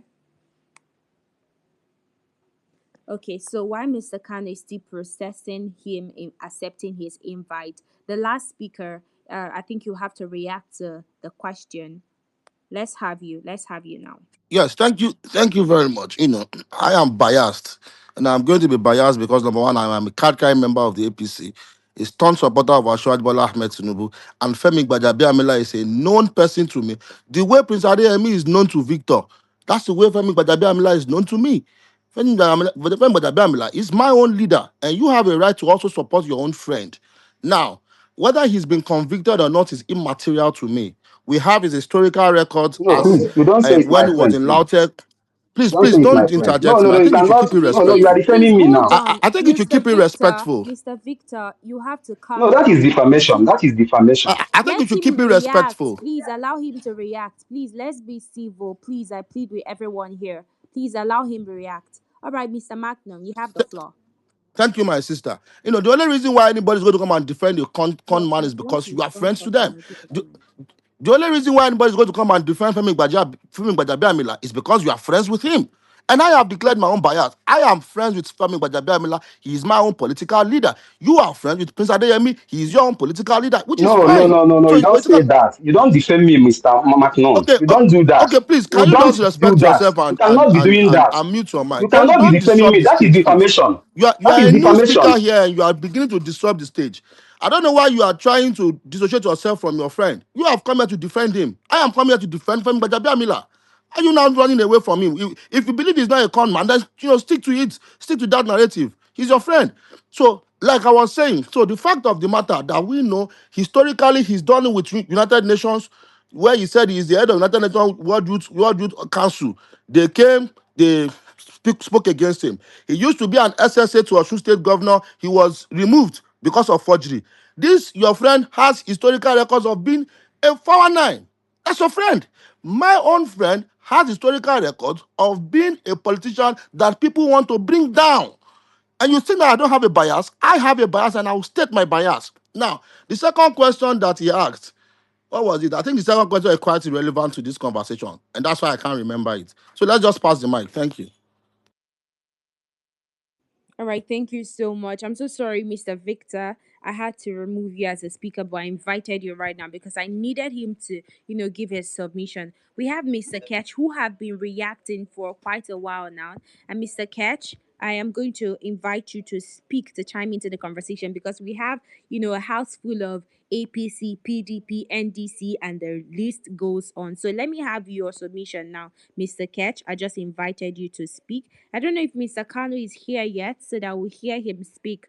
Thank you so much to others who have joined. Mr. Ketch, you have 3 minutes to speak now.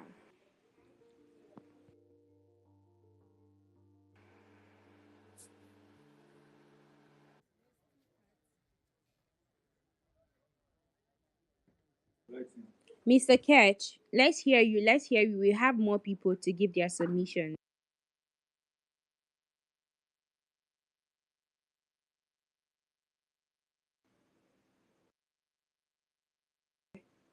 I think Mr. Ketch is having network error. I just invited him again. So we have more people here reacting.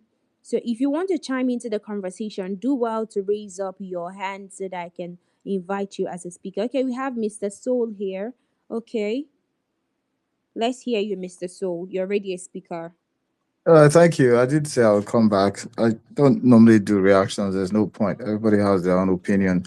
So what we're dealing with is what has happened to our country, what has happened, what is being exposed. That's what we're calling for, right? So we need to know what's going on. If there's an investigation going on, everyone is innocent until they are proven guilty. So you can be friends with this or friends with that.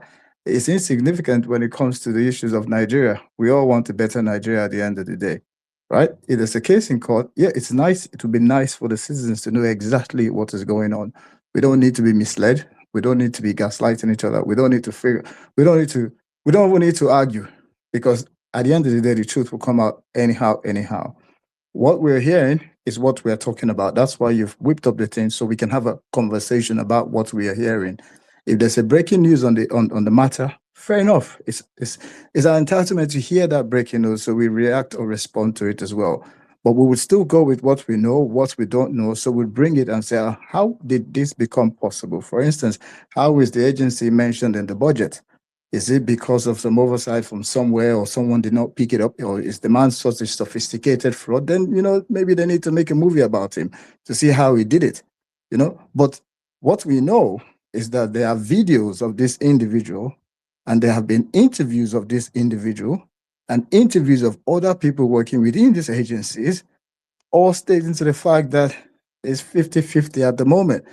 That person is saying, the man involved is saying, how can I be a fraud when all these things are there?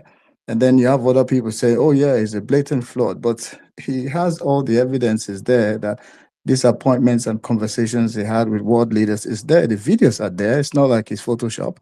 It's there. And then you have the interview he recently had where he's clearly stating that he's calling names on it. He's saying, well, the matter is in court. It will go to court. That is what we want. We want transparency. It doesn't have to do with whether you're, it doesn't have to do with your any kind of a obscure partisan thing that we're dealing with, partisan obscurantism. No, it has to do with the fact that there is a situation within the government where some monies are alleged to be moving hands and some people are alleged to be uh, uh, conning the government. We would like to know. All right. You know what All I mean? right. Thank So you thank so you. much for that. Thank you so much for that. All right, now, Mr. Lucky Kano, let's hear you speak now. I can see President here, and Mr. Victor, I can see you raising your hand, and Mr. Catch too, I can see you raising your hand. You will speak soon. Let's hear Mr. Kano speak now. Mr. Kano, I don't know if you can hear me, but if you can, let's hear your submission, sir.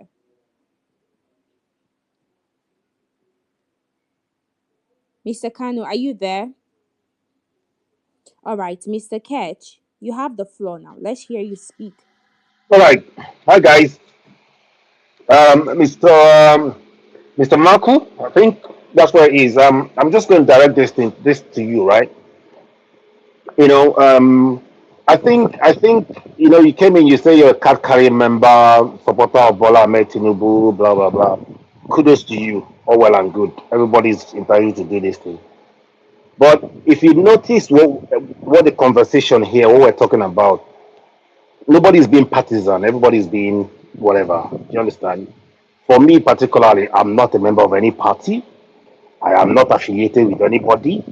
The only reason why I'm talking about this with venom is the reputational damage that this has done to Nigeria. Right? You came on and you rattled a lot of statistics and all. Now, when I went to this thing, when I heard this story, right? I went and did. I don't listen to media. I go and do my own investigation, right? And all that. Okay, let's get one thing straight. Let us do this thing straight. In the budget, they say appropriation. Right, they've appropriated, but appropriation is not the same thing as cash release. They didn't release the cash, but they appropriated. But the issue is there is a fake agency had a budget code and had a budget which was appropriated. The only thing is that the cash hasn't been what's it called, disbursed. Now the failure, you call the guy a crook 419, blah blah blah, is a whatever. Yeah, like I said before, the man, remove the man out of it. I'm not whatever. I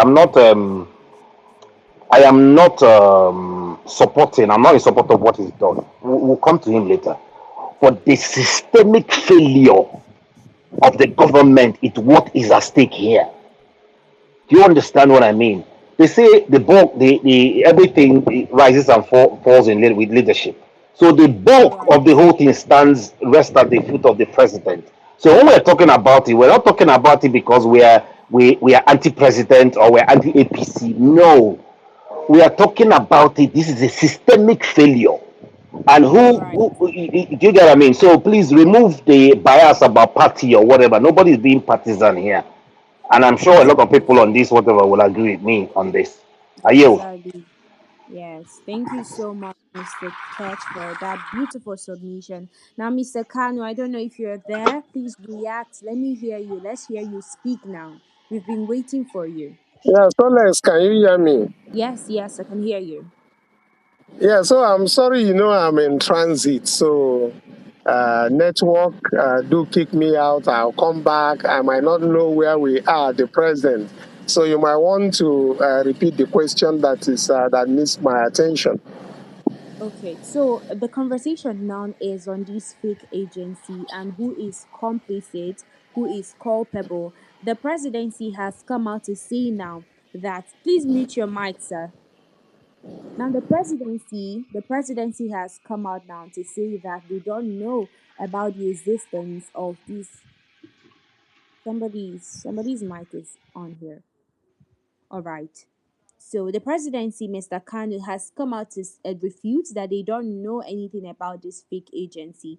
And the fake agency is saying now that he got or they got the appointment letter from a government official.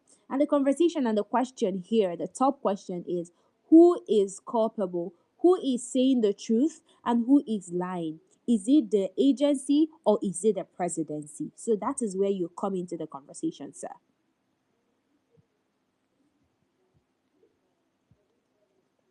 Mr. Khan, are Can you you there? hear me? Yes, yes, go ahead. Can you hear me? Yes, I can hear you, sir. Okay. For me, the last time we had a, a discussion on this, AME that they are talking about is one of them. There is no way somebody like that Adeyemi acting on himself will fake to be a federal government agency or to be the DG of a federal government. Fear no catch am for this Tinubu administration to say one fake Biamila signature. Fear no catch am to go central bank. Fear no catch am to go central bank make dem go open all those domiciliary account and all of that. Fear no catch am go SSG. Make we leave all this their story o. E get how these people are taking us for fools. How foolish do they think we are? Abeg. Another person fit see am for another way o. But the people you are dealing with Gbajabiamila. Haven't you gone through his dossier during the 2023 general election when we are talking about him after the election? I mean, we should know these people with what is prevailing in Nigeria and what is obtainable coming from the presidency, we should know that they are shrouded not just in secrecy but in criminality. So, they have what I can tell you. Maybe I'm not sure, so alleged, but what happens in Nigeria, there's no smoke without fire. That man can have diplomatic meetings, have meetings with ministers, dine with embassies, as the case might be. And I have this thing. All Anyway, right, Mr. Khan. yeah, let me take it off Yes, from there. it's I have okay. to go off now. It's There's all someone right. that It's is all calling. right. Please mute yourself. All right. Thank you so much for that beautiful submission. Nigerians, you're welcome to the conversation. This is Active Citizens X Space. Thank you so much. I can see a lot of people. Earlier I was, calling your names and I was clapping for you. I was clapping for you, but this time around, I can't call everybody because you guys are numerous. So I am just going to be passing the mic to anybody that gives me like a thumbs up or a high five so that I'll open up your mic. I will invite you to speak, to chime into the conversation. Please, let's still do well to follow everyone on this box and follow Active Citizens Media because we discuss this various topics, we dissect various topics every Monday to Friday by 1 p.m. at the dot. So please do well to follow us, follow the Active Citizens, follow the host, follow Mr. Lucky Kanu because he's more like an educator, and we have a big movement coming up. And I believe that once Mr. Kanu is kind of opportune to speak again, he will kind of educate us more. So, Mr. President, I'm opening your mic now. Let's hear your submission now. Yeah, yeah. Good afternoon, everybody, and greet you, active citizen. Actually, this is my first time coming to your space, and I just put a follow. I just want to stick to the topic. Tinubu has no rival, or Nigeria have no choice. Of course, Tinubu has rivals. Everybody, even you here, you have rivals, because there are some people who see space now, which are your rivals. I could decide to leave the space and join them. So Tinubu has rivals, but the point is that we don't have opposition. We have leaders, opposition leaders who are just confused people. You see, Nigerian politics has reduced to conversation like Twitter space. And this is why you see all these, I don't want to mention him, you see them, they just tweet anything. Someone will just tell you, let us copy this country, let us copy this one. Without fact checking, without due diligence. You see, after 2 years, the person you have said, let's copy those countries have failed. These are people, they have zero clue with governance. So this is why you see Tinubu looks like he has no rival. It's not that Tinubu is not meant to have rivals. More, every man has a rival. You understand? So the only way I see 2027 happening, I keep saying, is that if all of them can leave their greed, because they're all greedy people, they don't have Nigerians at heart. So forget any politicians coming to save you narratives. It's all BS, because these people were once in power one way or the other. Their states or wherever they govern was never the best. There's nothing interesting about them that you can say, oh, this is what the whole country is benefiting from this person. That let us go to this state, this person governed. Because of what you did, everybody's going to that place. There's nothing. All they just keep giving you just lamba and just stories that's not happened and something that is not real. People who don't have clues about governance. So that's why 2027 Tinubu is going to win. But there's still pathway if they can drop their greed and just unite behind one candidate. But it will still be hard because they've come outside to insult themselves. So if you have come on TV to say this person is a failure, and I've come to say tomorrow now you now unite and say let us support. I'm not going to support because people are not stupid. And that's why you saw the last election, the Nigerians that even showed interest, they're not even up to 10% of the population of the country. So when people say all of us supported one candidate, who are the all of us? The whole votes casted is not even up to 40 million. The people that registered is 20 million. Tinubu got 8 point something. The second person got 6 points. Got 6 points. It shows that the 20% of the people are not interested in all these people. They're just making noise online. Doesn't people support? People don't care about these people. People just want their business to go on. I don't care who is there. Just let me have a good business workflow and whatever, whatever. You understand? So that's why you see democracy in Nigeria. It looks kind of somehow funny. But anyways, 2027, anything can still change, but it will be very hard for them because they've come outside to wash their clothes themselves. They are the one that insulted themselves online. Nobody said anything about it. But let's see if anything can come up, Hmm. any difference. This is just my own submission. But Tinubu has right. Everybody has rivals.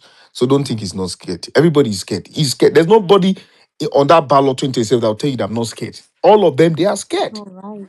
So this is my own All submission, right. active citizen. All right. Thank you so much for that beautiful submission.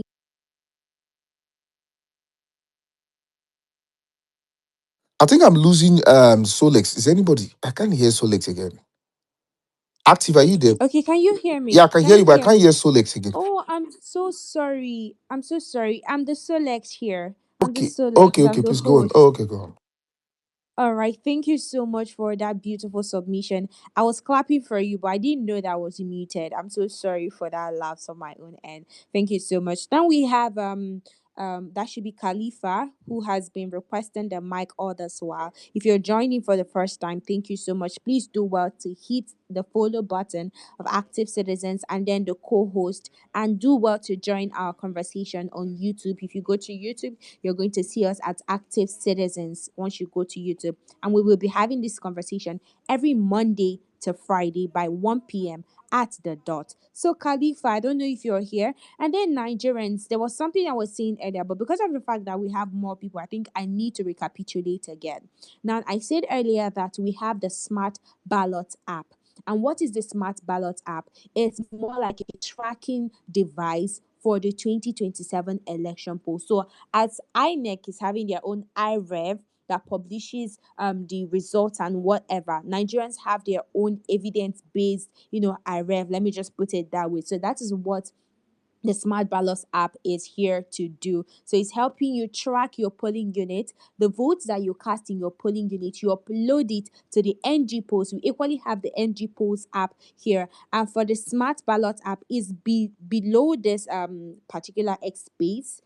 Yeah, I think if you guys go there, you see the link to download the Smart Ballot app. And all these things is preparation for the 2027. We keep gnashing our teeth. We keep complaining that when we come out to vote en masse, that our vote does not count. And this is active citizens delivering their quota to the 2027 election to ensure that every vote of Nigerians counts. So this is a movement we just started, and I believe that every Nigerian is equally going to join us in this movement to ensure that 2027, whatever candidate you want to support, is it PDP, is it NDC, is it APC, just ensure that your vote counts. Nigerians are going to stay active this time around on the polling unit level. All right, Khalifa has been raising up his hand. I don't know if he's still here.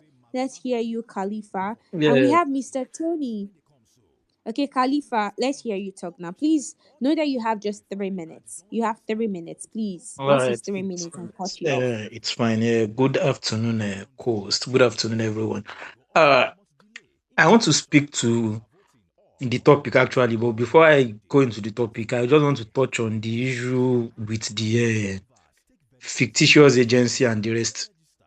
I think that the important thing, some I don't know who said it, but someone else said, "Oh, somebody should probably step down for now." And I think it is very ridiculous and ludicrous. And as much as I don't want to hold brief for anyone until the matters of the case are very clear and all, it would appear to someone that is an honest observer that maybe even the whole aim of this in the first place is to ensure that the person that the speaker mentioned should step down is thrown out of office, because it doesn't make sense that we are starting to ask. It's first of, it's not the first time fictitious or corruption is happening in governance, one, even not within Nigeria or outside Nigeria. So why would we be asking for people to forfeit their seats or forfeit their offices over the mere cause of an allegation or a rumor that has not been proven? Then it starts to raise question about maybe this is even the intention of the whole thing in the first place. And I think that we need to, as a country, get to the point where we stop some of all these very silly and senseless gimmicks amongst ourselves. The most important thing should be the functionality of the country and truth. If tomorrow it happens now that this man is really culpable, then everybody has rights to demand for his head. But you, the person that came here to say that, I just want to paint a scenario. Would you be working in an office and I come to your office, leveled an allegation against you to your boss, and then you find it reasonable for your boss to say, okay, well, somebody has said this, pending the investigation, you are fired or you are suspended? So please let us put ourselves in the shoes of other people when we want to like make these statements. And like someone said about the man in question, not the chief of staff now, the purported criminal. I think if you go by his track record, if people say he's a fraudster, no, it is telling that if you want to use his track record, nobody should believe him.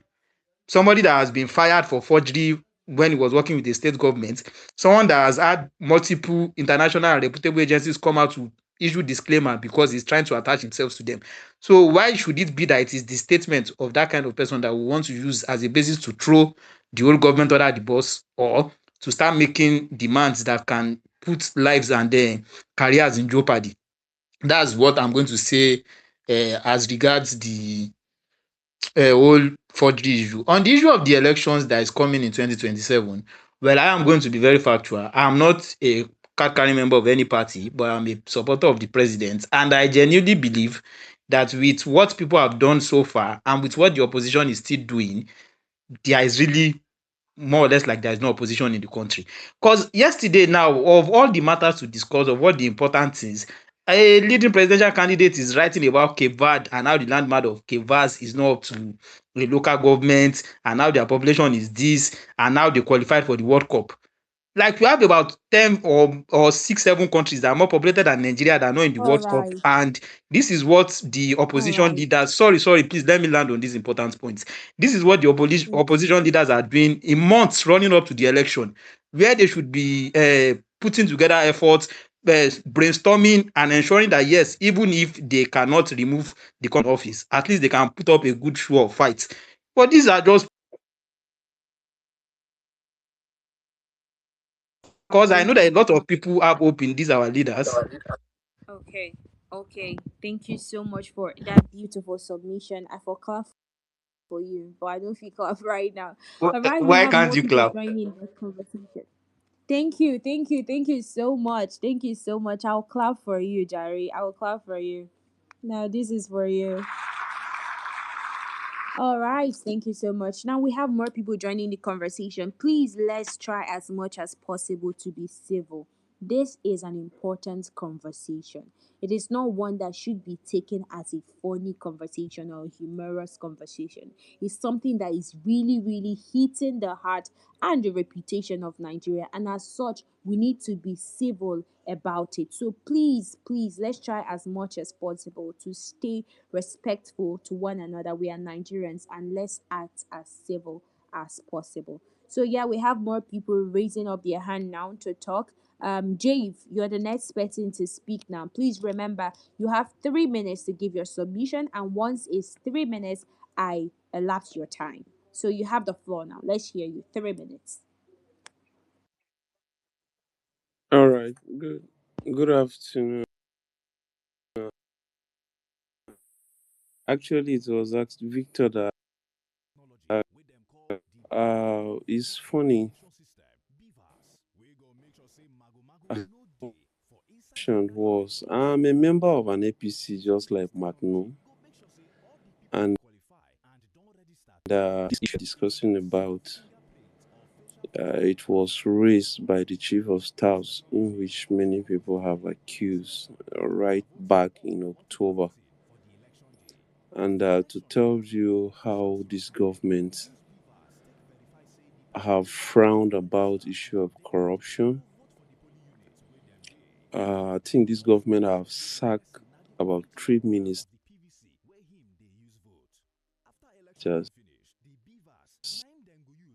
to 1 year.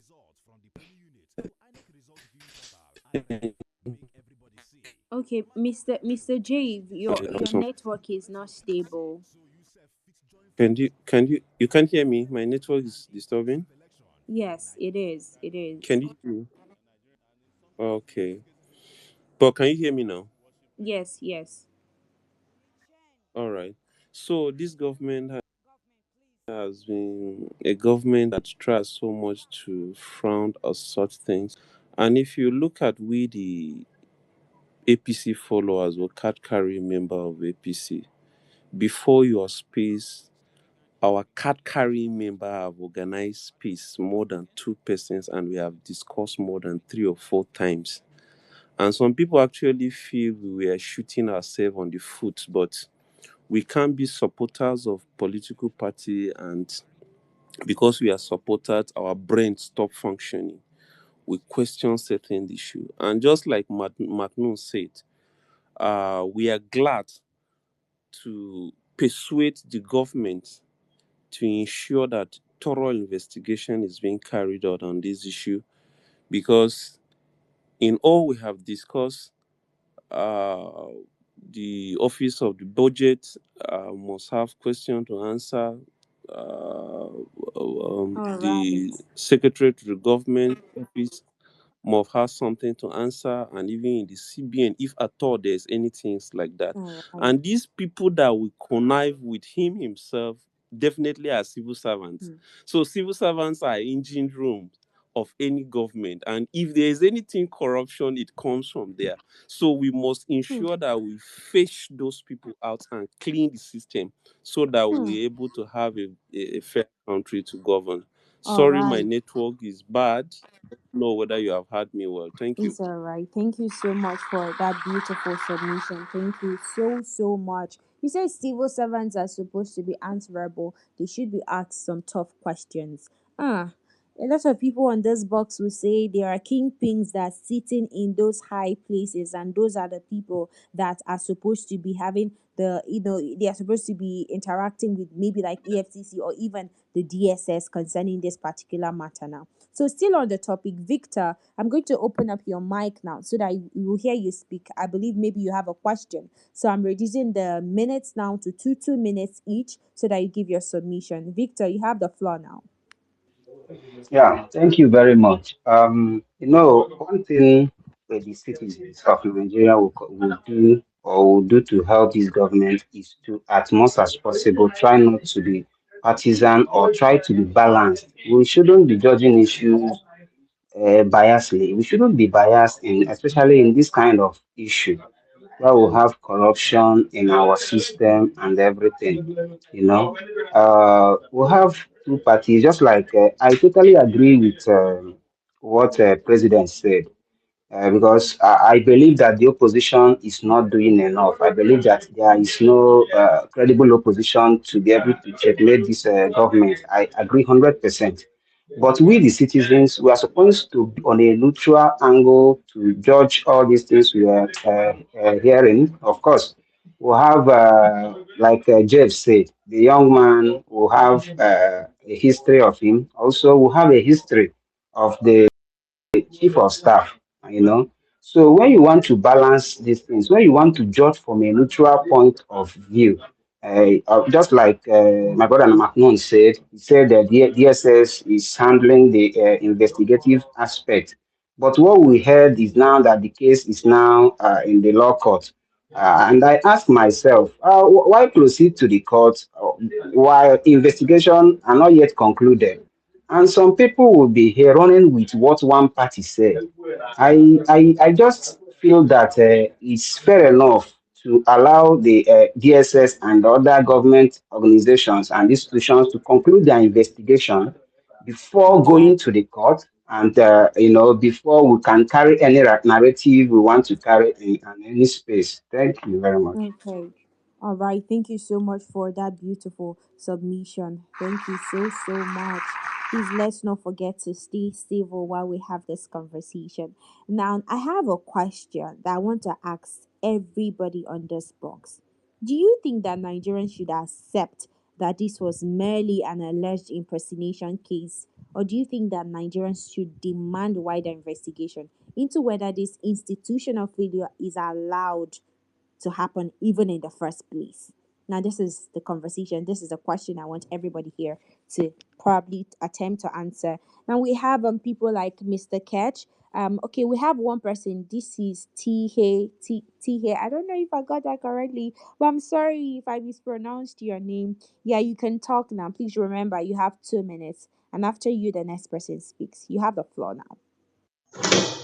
Thank you, active citizen. But me, I'll be coming from a different angle. Number one, it is so shameful that we still have Nigerians who could not look at things from realistic point of view, that we always bring in politics into everything. But again, I think being for the fact that we want a better country, we should always be able to say things the way they are. Number one, there is no Nigeria living that can be able to forge and get what that so-called Adeyemi was able to do if he does not have insiders within the government that collaborated with him directly or indirectly. And it is very clear, even if I don't even want to, like, even if you don't want to believe that Femi Bedemila and other people within the government are part of this, but the facts are there in the press release by the spokesman of the president. Number one, we have a guy who forged his appointment letter. We have a guy who forged document to open an account with CBN. We have a guy who have his request for staff to be redeployed, career civil servant, in under his so-called whatever agency. We have a guy who had an office space at our federal secretariat. We have a guy who had security for 1 year plus attached by the state. And we have a guy that in all this, we have been seeing correspondence between him and the Secretary of Government of Federation, between him and the presidency, between him and the National Assembly, between him and the Senate. We have a guy that the Secretary of the Government of Federation was able to clear him, and he went for a conference in Toronto in Canada. We have a guy that had different engagement with different foreign and national individuals, especially diplomats and so many other embassies. And then after a year plus, we are coming to say, oh, it's fake. Oh, the guy forged everything. Okay, let's believe all these lies. Let's go look at it from this another angle again. This same guy was able to have his budget in the national budget, 1 point something billion. Like are we really insane? Like I don't know. Again, whether you are, no matter how you coin this thing, this is a clear demonstration that the president has failed in his accountability, and he has failed in his governance, and he has failed in what the least that is expected of him. Because, in fact, I don't even see this. Don't worry. In fact, I don't even see this as a failure on the chief of staff to the president. I see this as a complete failure by President Ahmed Bola Tinubu. He has failed because he doesn't even know what is happening under his control. If this can happen in presidency, and we are here today defending whether it is true or not, it means our president don't even know what is happening in this country. And it is clear, except you want to be a Pakistan. That aside. Now, remember, we all claim that this guy forged, this guy forged. Okay, he forged. The chief of staff to the president wrote a letter to DSS, EFCC, police to investigate him. Since when? Since last year, October or September. We are now in what? We are now in June. Tell me, if they are not part of this guy, they could have come out and tell Nigeria exactly what happened, and this guy should be in jail now. But guess what? Nothing happened. Nobody heard about anything. No one, including you, nobody was aware of this until the same our forger was the one who came to the media and told us that he was asked to give 600 million. He has paid 400 because he did not give 200. That is why they are after his life.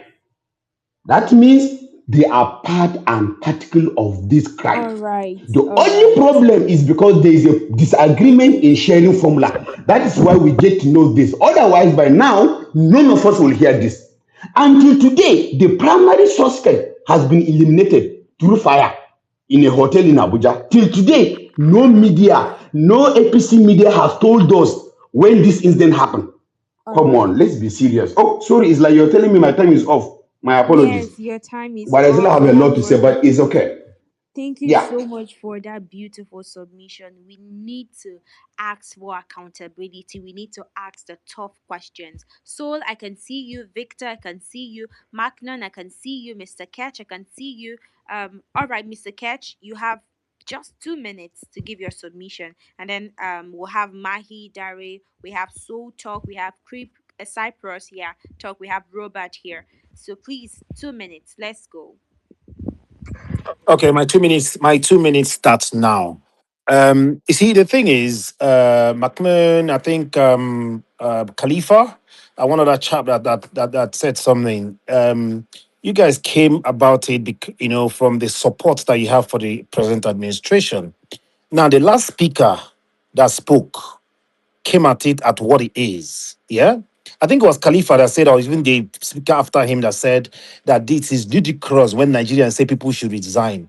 Why is it that what Nigerians fancy in other civilized countries or societies, when it comes to our own, we throw it into the fire?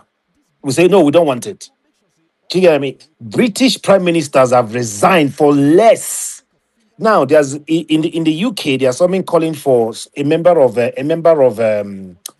parliament to resign because he received gift, 200 and something thousand pounds gift. He received a gift, and they're saying no, you should resign. You're going to against a parliamentary code. You should resign, and they're going to do an investigation to find out how that gift came up. So we can't. While the investigation is going on, you still remain on your seat. That is how poor government works. And you used an example of your workplace. No, it's different.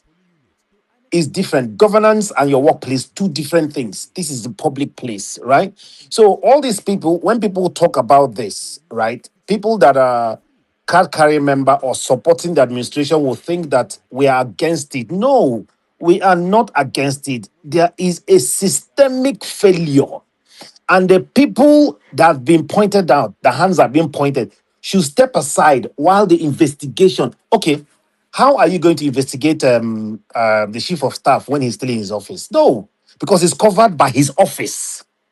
So you can't investigate him when he's still in office. You have to step aside and investigate him as a civilian. That's how things are supposed to work.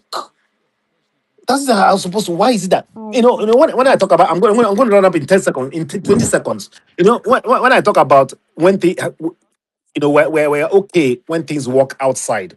Then when we come to Nigeria, we don't. Let me tell you a story. 10 seconds. I was in an airport abroad trying to come back to Nigeria, right? And rocked up to the check-in desk. There was a queue, ordered queue. I ended up in the queue. One guy came to me, is this a queue? I said, yes. He queued up behind me. And it was orderly. We went in and queued in. By the time we landed in Lagos, that same person was jumping, making a racket. And I said to him, guy, you are the same person that was standing in the queue, where we were coming from. What's up? He said, guy, leave that thing. This na Naija.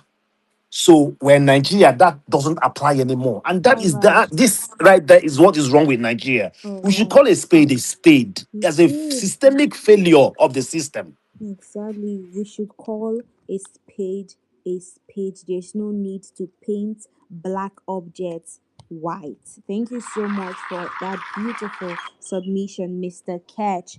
Now we have Magnon still reacting. We have Victor here. We have Soul. Soul, the box still, the mic is going to open to you right now so that you give your submission. Please, 2 minutes. 2 minutes.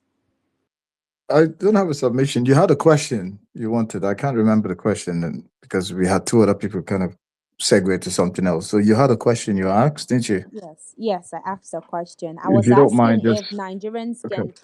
if can a government ask Nigerians to trust it with another 4 years while serious questions are still being asked about oversight within its own institutions? All right, excellent. First thing, it's not the government's position to tell the citizens to trust them. They have to do something to earn the trust of the citizens. If they come out and say, trust me, trust me, trust me, then you already look at it like a suspicious kind of situation. It's up to the citizens to decide whether the government is working for them.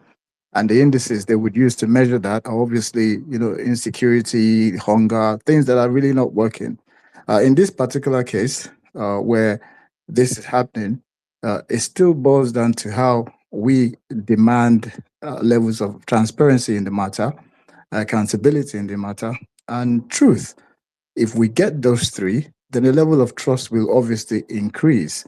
But the antecedent that we've been witnessing for the last 3 years, especially in cases to do with financial crimes, doesn't really give the confidence to the citizen at the moment to trust the current situation. So until we see or hear otherwise, like the other guy who came, Tisha or something, and he laid it clear that there's no way, especially with regards to this situation, there's no way an individual can go through all those protocols in current Nigeria, all those protocols and all those meetings and all that, that you would not have other individuals involved. So we will be waiting, but there's no way. It's not up to the citizen, to the government to tell the people to trust them. The people have to see workings and then, react or respond to those workings. All right, That's it. all right. Thank you so much, Mr. Soul, for that beautiful submission. We still have Mr. Kado, who was interrupted earlier by a call, and I'm going to give him, few minutes to round up. And we have the boss rotated to more people who have been indicated to speak. So please kindly hold on. The box will definitely rotate to you, and please do well to like this particular conversation. Please do well to follow us. Follow me, Selex, the host, the co-host here, because that's me, Selex, talking right now. So please do well to follow me, follow Active Citizens Media, follow our page on Instagram. You see us on Instagram, you see us on YouTube at Active Citizens, you see us there. Please do well to follow us, like, subscribe to our channels. Thank you so much. So, Mr. Kanu, you have the mic right now to speak.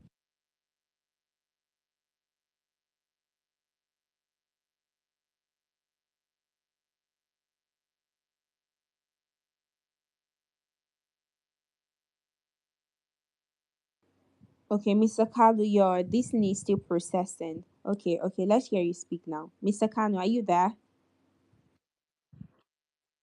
Yes, sir. Okay, thank you. Sorry about the last time I was on transit. I've tried to, get to a location where I can actually talk again. So briefly, before you close, because I think you're rounding up. There is no smoke without fire, as I mentioned before. The presidency is they're kind of covering what should be investigated. My whole thing is that in a country, the chief of staff should be recused of his position, and then a proper investigation needs to be done on how the fake agency actually caught on, because that man cannot be accusing the chief of staff just like that. And that man is in their custody. The man is not even safe because he might have damning evidence that would have been taken out from him. We know how it goes in Nigeria. But like I started the other time, I said, this is actually a distraction. If you guys recall that every time that Nigerians want to come out to protest about bad governance, they want to protest about hunger that is prevailing on the land and all of that, they always refer back that is opposition trying to take back power through the back door, that they should wait until come 2027. Now, it is time for us to start. We have people here who know and make things happen. And we need to start organizing. When I talk about organizing, I'm not talking about to start campaigning. It's not yet time, but organizing digitally. We have a mobile application that is the plot we use in mobilizing. If any one of us has not been able to get into the smart ballot application, please do now. I believe Solex should be on your on the link for everyone to actually people who are not yet there. Currently, on people that are started on that ballot currently online, we have over 1 million people, and for people who had been that has been done offline, meaning the people is known and then their details were added because they don't have a smartphone right now, as the case might be, but they have voters card and all of that. Have, as at yesterday, over 2.4 million people. The target is in the next 2 weeks, we should be having over between 10 million or thereabout in the next 2 weeks. We are hoping to achieve that. What am I going to? 2027 is for Nigerians to win this administration. This our Gen Z, as they call it. We need to show them that we are not just people who only work with computers and just chat or tweet, as the case might be. We need to show them that technologically we are more than them. More than that assembly don't even know how to operate a smartphone other than to answer calls with it. Most of them don't even know how to relax, as the case might be. And use that very money as a bet people come election day. So we are also preparing ours. And I must also use this very opportunity to tell us that the past 1 year, Active Citizens Movement in collaboration with Foundation has been mobilizing and raising funds that we are going to use to give award to people who are going to, make sure that our polling units are in order come 2027. So far, we have been able to raise over 500 million, as the case might be now, and we are moving toward. We have a target of about 2 billion. And that money is to give award to reward people for a good work when they finish doing the work come 2027. And I'm talking about 20 people per polling unit that is going to be the hero of Nigeria come 2027. Their money no go cross our polling units, because those 20 people right there, we make sure that no politician takes over our polling unit, because that is our own house. That is the first court of democracy, and that is where our own votes should count. Their money they should go and do their transaction in hotels or anywhere. 20 people per polling unit is what we are talking about. And please, we need to make this go right. Let people understand that 2027 is not just an election a year. It is a protest date. Protest with the PFC. Protest that we did not have last year, 2 years ago, is a protest, but we are going to do that very protest strategically at that polling unit, democratically, for Nigerians to elect who they want come 2027. And we are simply waiting for INEC to give us the date for that. And if we should start arranging within our own communities people even to have T-shirts that we wear 2027 protest protest with your PVC. So it starts resonating among the villages, among all the netizens, so that everybody will know it is not an ordinary election that we are going into. We are going into every polling unit to protest with our PVCs, and their money will never cross our house because we own the place. We previously allowed them to manage both the security infrastructure in our own house. We previously allowed them to manage observation in our place. But I kind of find out, or we kind of find out now, that we own those polling units. It is not an INEC office. Rather, INEC is a guest, it's a visitor who comes to supervise an election in the place. So we own it locally. So I want every one of us, if you have not gotten into the smart ballot, please do that. If you have 5 people, because when you get in, it will ask you to get in more 5 people. Before you know it, we will be hitting millions of people inside this very system. And I will also not to mention, fail to mention the NG polls, which is the collation platform that we're also arranging. So these people, the 20 euros talking about are not just the people who are going to send the trading that is happening at the polling unit, but they will also give us the time-stamped information of what is the voter, the accreditation, the beavers details, everything that happens in that very polling unit on a real-time basis. So this 2027, please, all All the right. distractions that comes, we should always, yes, we should comment about them, but let us not get in too deep into the distraction that we fail to mobilize to starting the mobilization right now. Thank you very much for the time. All Sorry. right. Thank you so much. Thank you.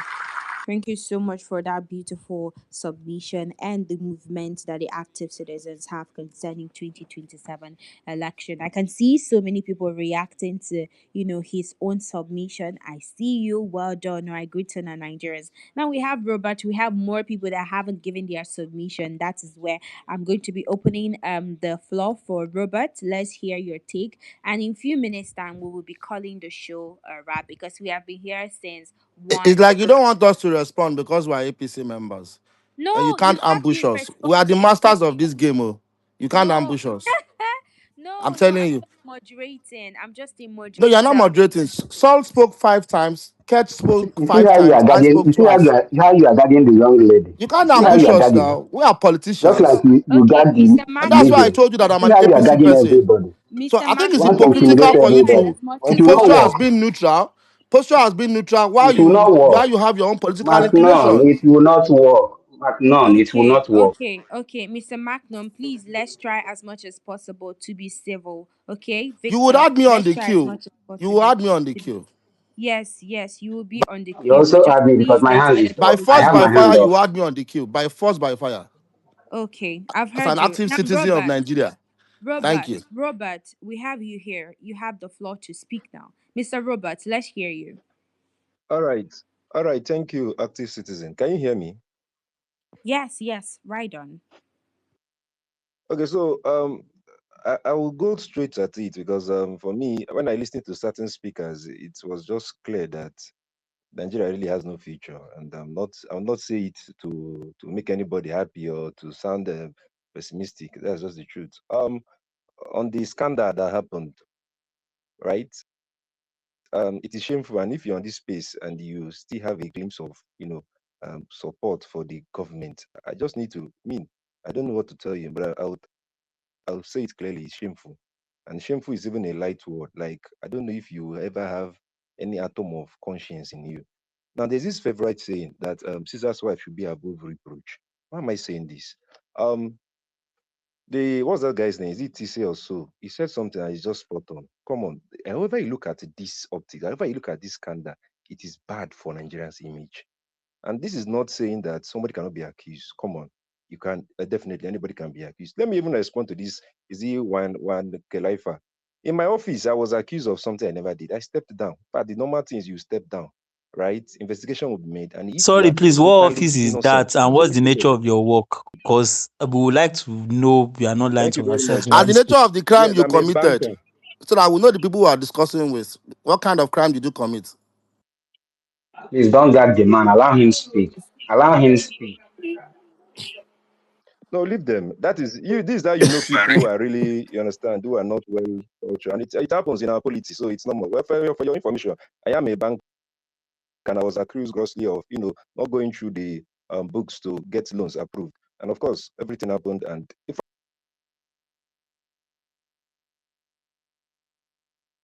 and everything goes well. So when we say these things, we're not talking theory, we're not talking nonsense, we're not jabbing. We're saying real what it should be.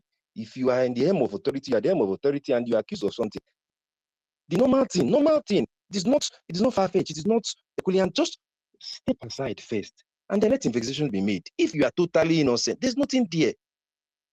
You will sit back there. And if you not sit back there, come on, your life will not still end. After all, that position was just made because you are there. But this is the problem we have. You want to be a chief of staff, and you are accused, and you'll be defending from the provision of secrets. That doesn't even make sense. Does it make any sense to you? Right? But that's aside. Let me go straight to the topic. 2027 decided Tinubu has no rival. Nigeria has no choice. I think it's both, safe. If you ask me, it's both. The man really have no rival because I think he's the luckiest man in Nigeria. Luckiest man. You can't be talking about 50 children kidnapped in Southwest, Southwest Nigeria. You have not really made any no media, nothing for your state, and that's about it. Rescue them, no way. And we're here we're talking about something that is, just what are we supposed to be even having a conversation here?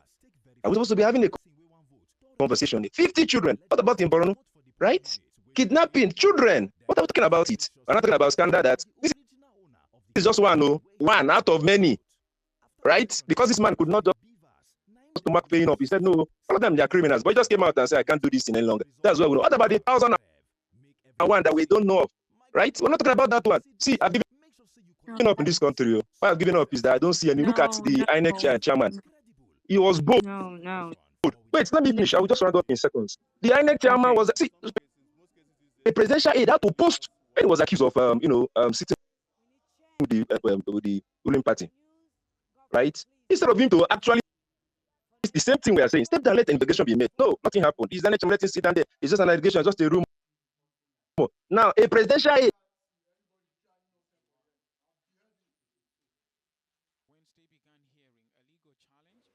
Okay, Mr. Robert, I can't hear you anymore, but there was something you Make the same post. What are you okay, talking here? He said, okay, okay, Mr. Robert, I can't hear you all right, let me just anymore, but your let me time end there. has Yes, let me end yes, there. your Thank you. time has already elapsed. Thank you so much for that beautiful submission. But there was something you said that I had to cut in on that, and that was where you said you've given up on Nigeria. If you give up on Nigeria, who will come save Nigeria? Is it P2B that will save Nigeria? Check his timeline. Who will He's come an And and IPOB Macnoon, guy, so I don't Macnoon think will you save should pay him too Macnoon much will save attention. Nigeria. Mr. Check Magnum, his Macnoon will please, save everybody Nigeria. is check his please. timeline. Check his timelines, and I. Macnoon will save Nigeria. Okay, Macnoon, okay, yeah, you'll be the new savior of the country. please, guys. And there was something too that this man said. I'm trying to. Robert said. He said we have over 50 people, or about 50 people that were kidnapped in Oyo State. Why is it that up till date is going to like 2 months plus now, or 2 months? Let me just say 2 months that these people are still in captivity. What is the federal government doing about it? What is the security agencies apparatus doing about it? How is it that we are sleeping on the future of these students? Are still, the children are still in the bushes. We don't even know if they eat. We don't even know if they have shelter. We don't even know the state of their condition. Please guys, I think at this point, let's just have civil conversation here. Let's talk about the polls. Let's talk about if this present administration has done enough to merit, given the chance for 2024 to still rule Nigeria. That's the conversation for today. And we have Magnum, who have been disturbing us to talk. Magnum, I'll give you the mic. But we have Isaac, who hasn't talked here. We have Cyprus, who hasn't given his submission. So I want the both of them, sorry, to give their submission before the boss will rotate to you. And we have few minutes before we wrap up the show. So Mr. Isaac, the floor is open for you now. Please, 2 minutes. 2 minutes. Once you elapse 2 minutes, I'll cut you off. Okay, yeah, thank you, Solex. So the first thing I want to say is that this idea of us saying that I don't know if you can hear me. Yes, we can hear you. Yes, yes, Oh, right on. great, thank you. So the first thing I want to say is that this idea of us terming that issue, that fraud issue as fake, that should even stop. There's nothing fake about that thing that happened. That thing is with all sense and all intent and purposes was deliberate. There's nothing fake about it because I don't know if anyone can point me to how all the approvals and everything that happened is different from what a typical normal agency or the way the agency is set up. Nothing. There's nothing you can point to from the EFCC pictures, all the programs and everything that agency has been doing. So it shows that there's something broken, and this is from the high. This is from the top. The president is complicit in this.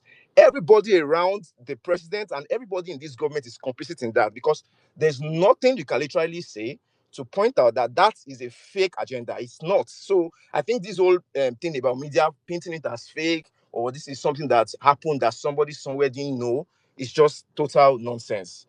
That being said, back to the topic. Does Tinubu has a rival? Of course it does. And in a way, I would blame the opposition not, capitalizing on some of these things that is really coming out from the insecurity to all the system malfunctioning and all the dysfunctional things that has been happening over time. But hopefully, maybe most of them are just waiting for the proper campaign to start, and probably they will be on that full gear.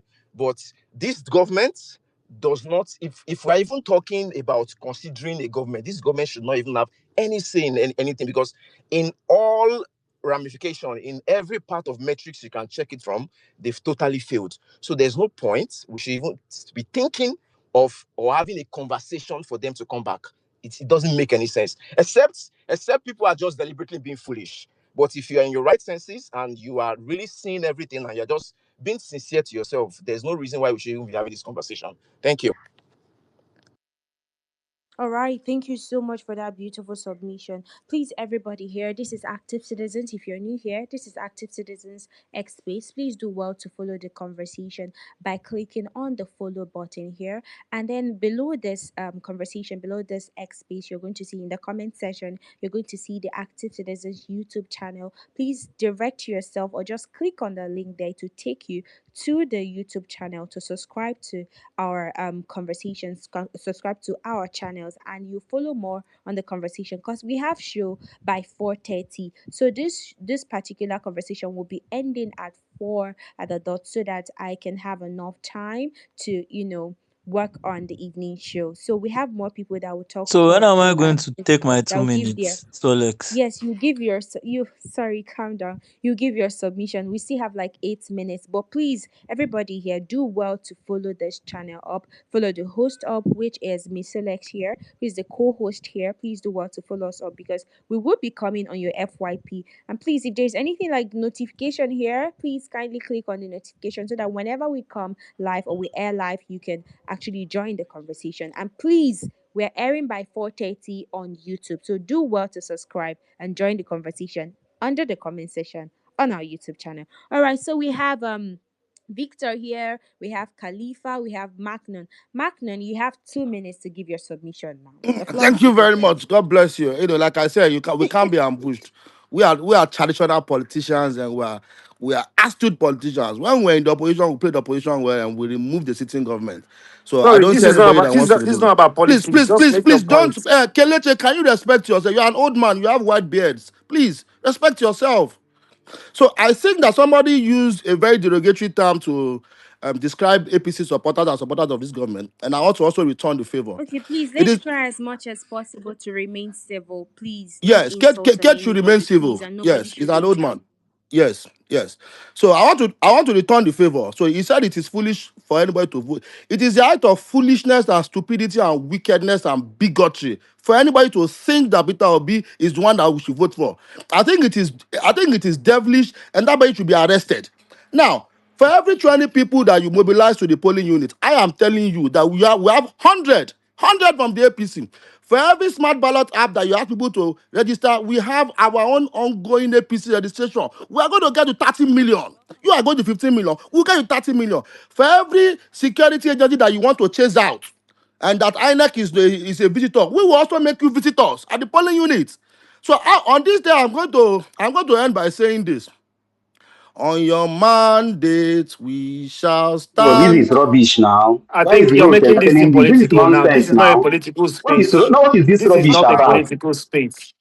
All right, Khalifa, you're here. What Please is make this your nonsense submission, about? Yeah, Khalifa. thank you so much, my co-host. But what I would just say Rubbish. is that, well, we are all human beings, so it's not really possible to control our biases. But it's kind of obvious here that there are some biases at play. But I'll just leave it at that. The important thing that me personally I want to speak to, why I even came back up, was that someone mentioned something, and the person, and I think I'm not the kind of person that likes comparing tragedies or trying to score useless points with such. But somebody came up and he was speaking and he was like, oh, 50 students in Oyo State. Like, why should the 50 students kidnapped in Oyo State be different from the about 16 people that were kidnapped in was it Enugu or Abia, or from the 90 something people that were kidnapped in Niger State and the rest like that? You see, one of the main problems that we have in this country is that even in fixing our problems, even in the things that are like literally affecting our lives, we cannot separate our bigotry, we cannot separate our biases from it, and it hurts more than it helps. Because the truth of the matter now is that the person has made it sound like because the president is a Yoruba man, then the lives of those that were kidnapped in Oyo State is more important than the lives of the others that are being kidnapped or held to ransom all over the country, which is not a new thing. And trying to play politics with some of these things, I really find it dirty, because for someone like me, I have a lot of facts. If you want to start doing this rubbish now, should we talk about Ezu River and how people were dying like flies and just All turning up right. on the Why are you river diverting the front? conversation? So Why are you if you doing want to this speak now? to the Why are you important doing this? Mr. Stick to the Victor, issue. Mr. Stick to the Victor, please, issue. please, please, please. I am speaking to the issue. You are not the one that will tell me how to speak to the issue. I didn't tell you or control you when you are speaking. And this is part of the problem I'm speaking about. You can throw shots, you cannot take it back. You would want to come on spaces to pretend like you care about the country, and in your 1 or 2 minutes submission, everything will fall apart, and it becomes obvious to people that you are just there for your own sinister agenda. A lot of people that have had speak here today, it's very sad to me, because I am a young person and I hope for a country that functions for everyone. But a lot of people that have listened to speak here today, it just keeps reducing the hope, because you can come up and say that if somebody is supporting APC, you don't have what to say to the person. No, but people would never see things from your perspective. All right, Economically, the Mr. country is on one of the best trajectories in the world at the moment. So All should right. people just because of you? Sorry, Miss Solex. Like I said, I know we can't control our biases, but at least let me round up, please, Yes, so that you you have. can exactly. You've already Ma. elapsed your time. I even gave you more Oh, than I okay. did. Then Elapsed I will your time. just I have 3 minutes I'll now. uh, Please, I will I will don't worry. just hang the I'll mic summarize for then. you. Summarize. I'll summarize for you. Thank you so much for that beautiful submission. God bless you and thank you. I love you so much. Now we have Mr. Victor here. Hold on, you give your submission. Please, if you guys noticed, I had to remove Mr. Macnon as a speaker here because he was talking violence to me. Most of the things he was saying was screaming violence, and whatever we are doing here is not related to anything violence. Is peaceful, and I know I have been advocating for everyone on this bus to stay civil. So we don't need anybody trying to insult anybody. We don't need anybody to talk down on any political party. We don't need anybody to campaign for anybody at all. We need everybody's submission to everybody. Just air your opinion, air your perspective, and just stay civil and respectful concerning that. So we have 2 minutes to go now. Mr. Victor, I think I'll give you a minute so that we'll hear Mr. Cyprus speak for 1 minute before I round up. Yeah, thank you very much. You see, what that is our issue with politicians. Politicians, especially the ones in APC, will try to gag the media. They have already succeeded in capturing the main media. They are now into this place trying to gag you, and that is why I will use this opportunity to to tell you that you should keep up with the good work. Don't look at people like Macron.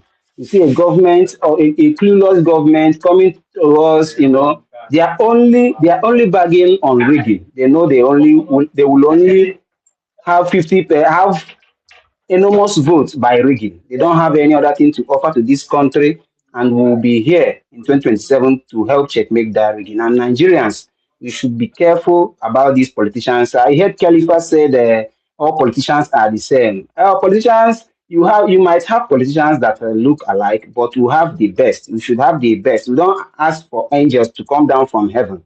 We don't ask for a sense to come and rule us in Nigeria, but amongst three, there must be a better person.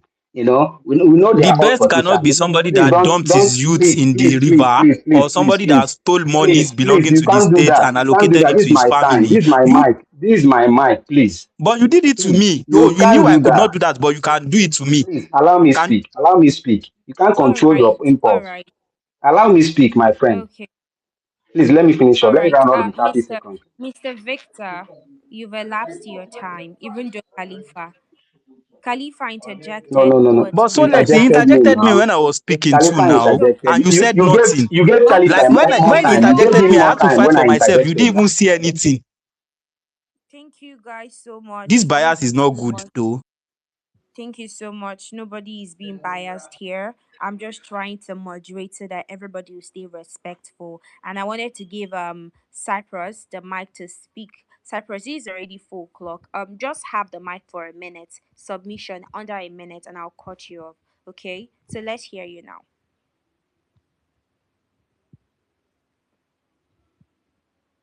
Okay, Cyprus. I think you're not ready to talk now. We have A.M.O. You have the mic now. Just a minute.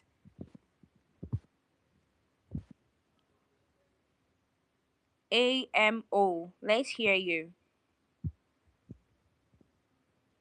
All right.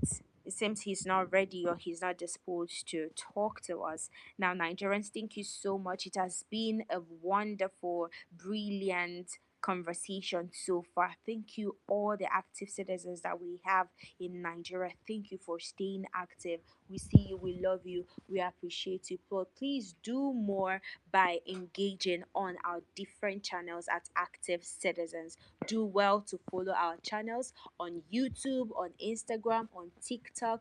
Do well to join the conversation, and your you can still drop your submissions on the comment section. Retweet this space so that more people can come and join the conversation. And then you still have the host here. You can join. You can follow the host. Please, Mr. Robert, I'm going to remove you from speaker. Thank you so much. And please do well to equally include by following. Sorry, I'm so sorry for that. I had distortion of thoughts. Please do well to follow the host, Miss Alex here, and we will be having this conversation by tomorrow at 1 o'clock p.m. at the dot. So you have 1 o'clock to come and give your submission till it's supposed to end by 3, but because we had more people on the box, I had to give enough time so that more people would talk, because I mean, we're active citizens and we're respectful, and we expect everybody to give their perspective without being insulted, without being looked down on, no matter the party that you belong in. So thank you so much for everyone, and to everyone who have joined this space. Thank you to everyone who is going to share this space. Thank you to everyone who will download the Smart Ballot app.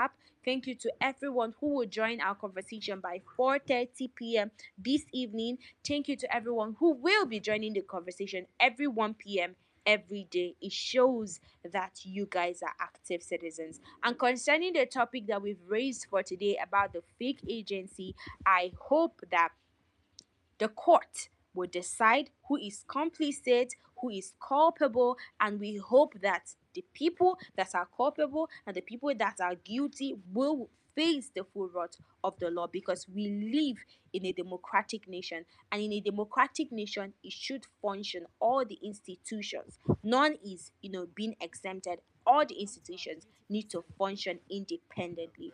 And with this is where I'm going to call it a wrap on our conversation today. Thank you so much. You can continue the conversation by joining our YouTube channel by 4:30, including whatever you want to say on the comment section, so that we take it up from there when we come alive tomorrow.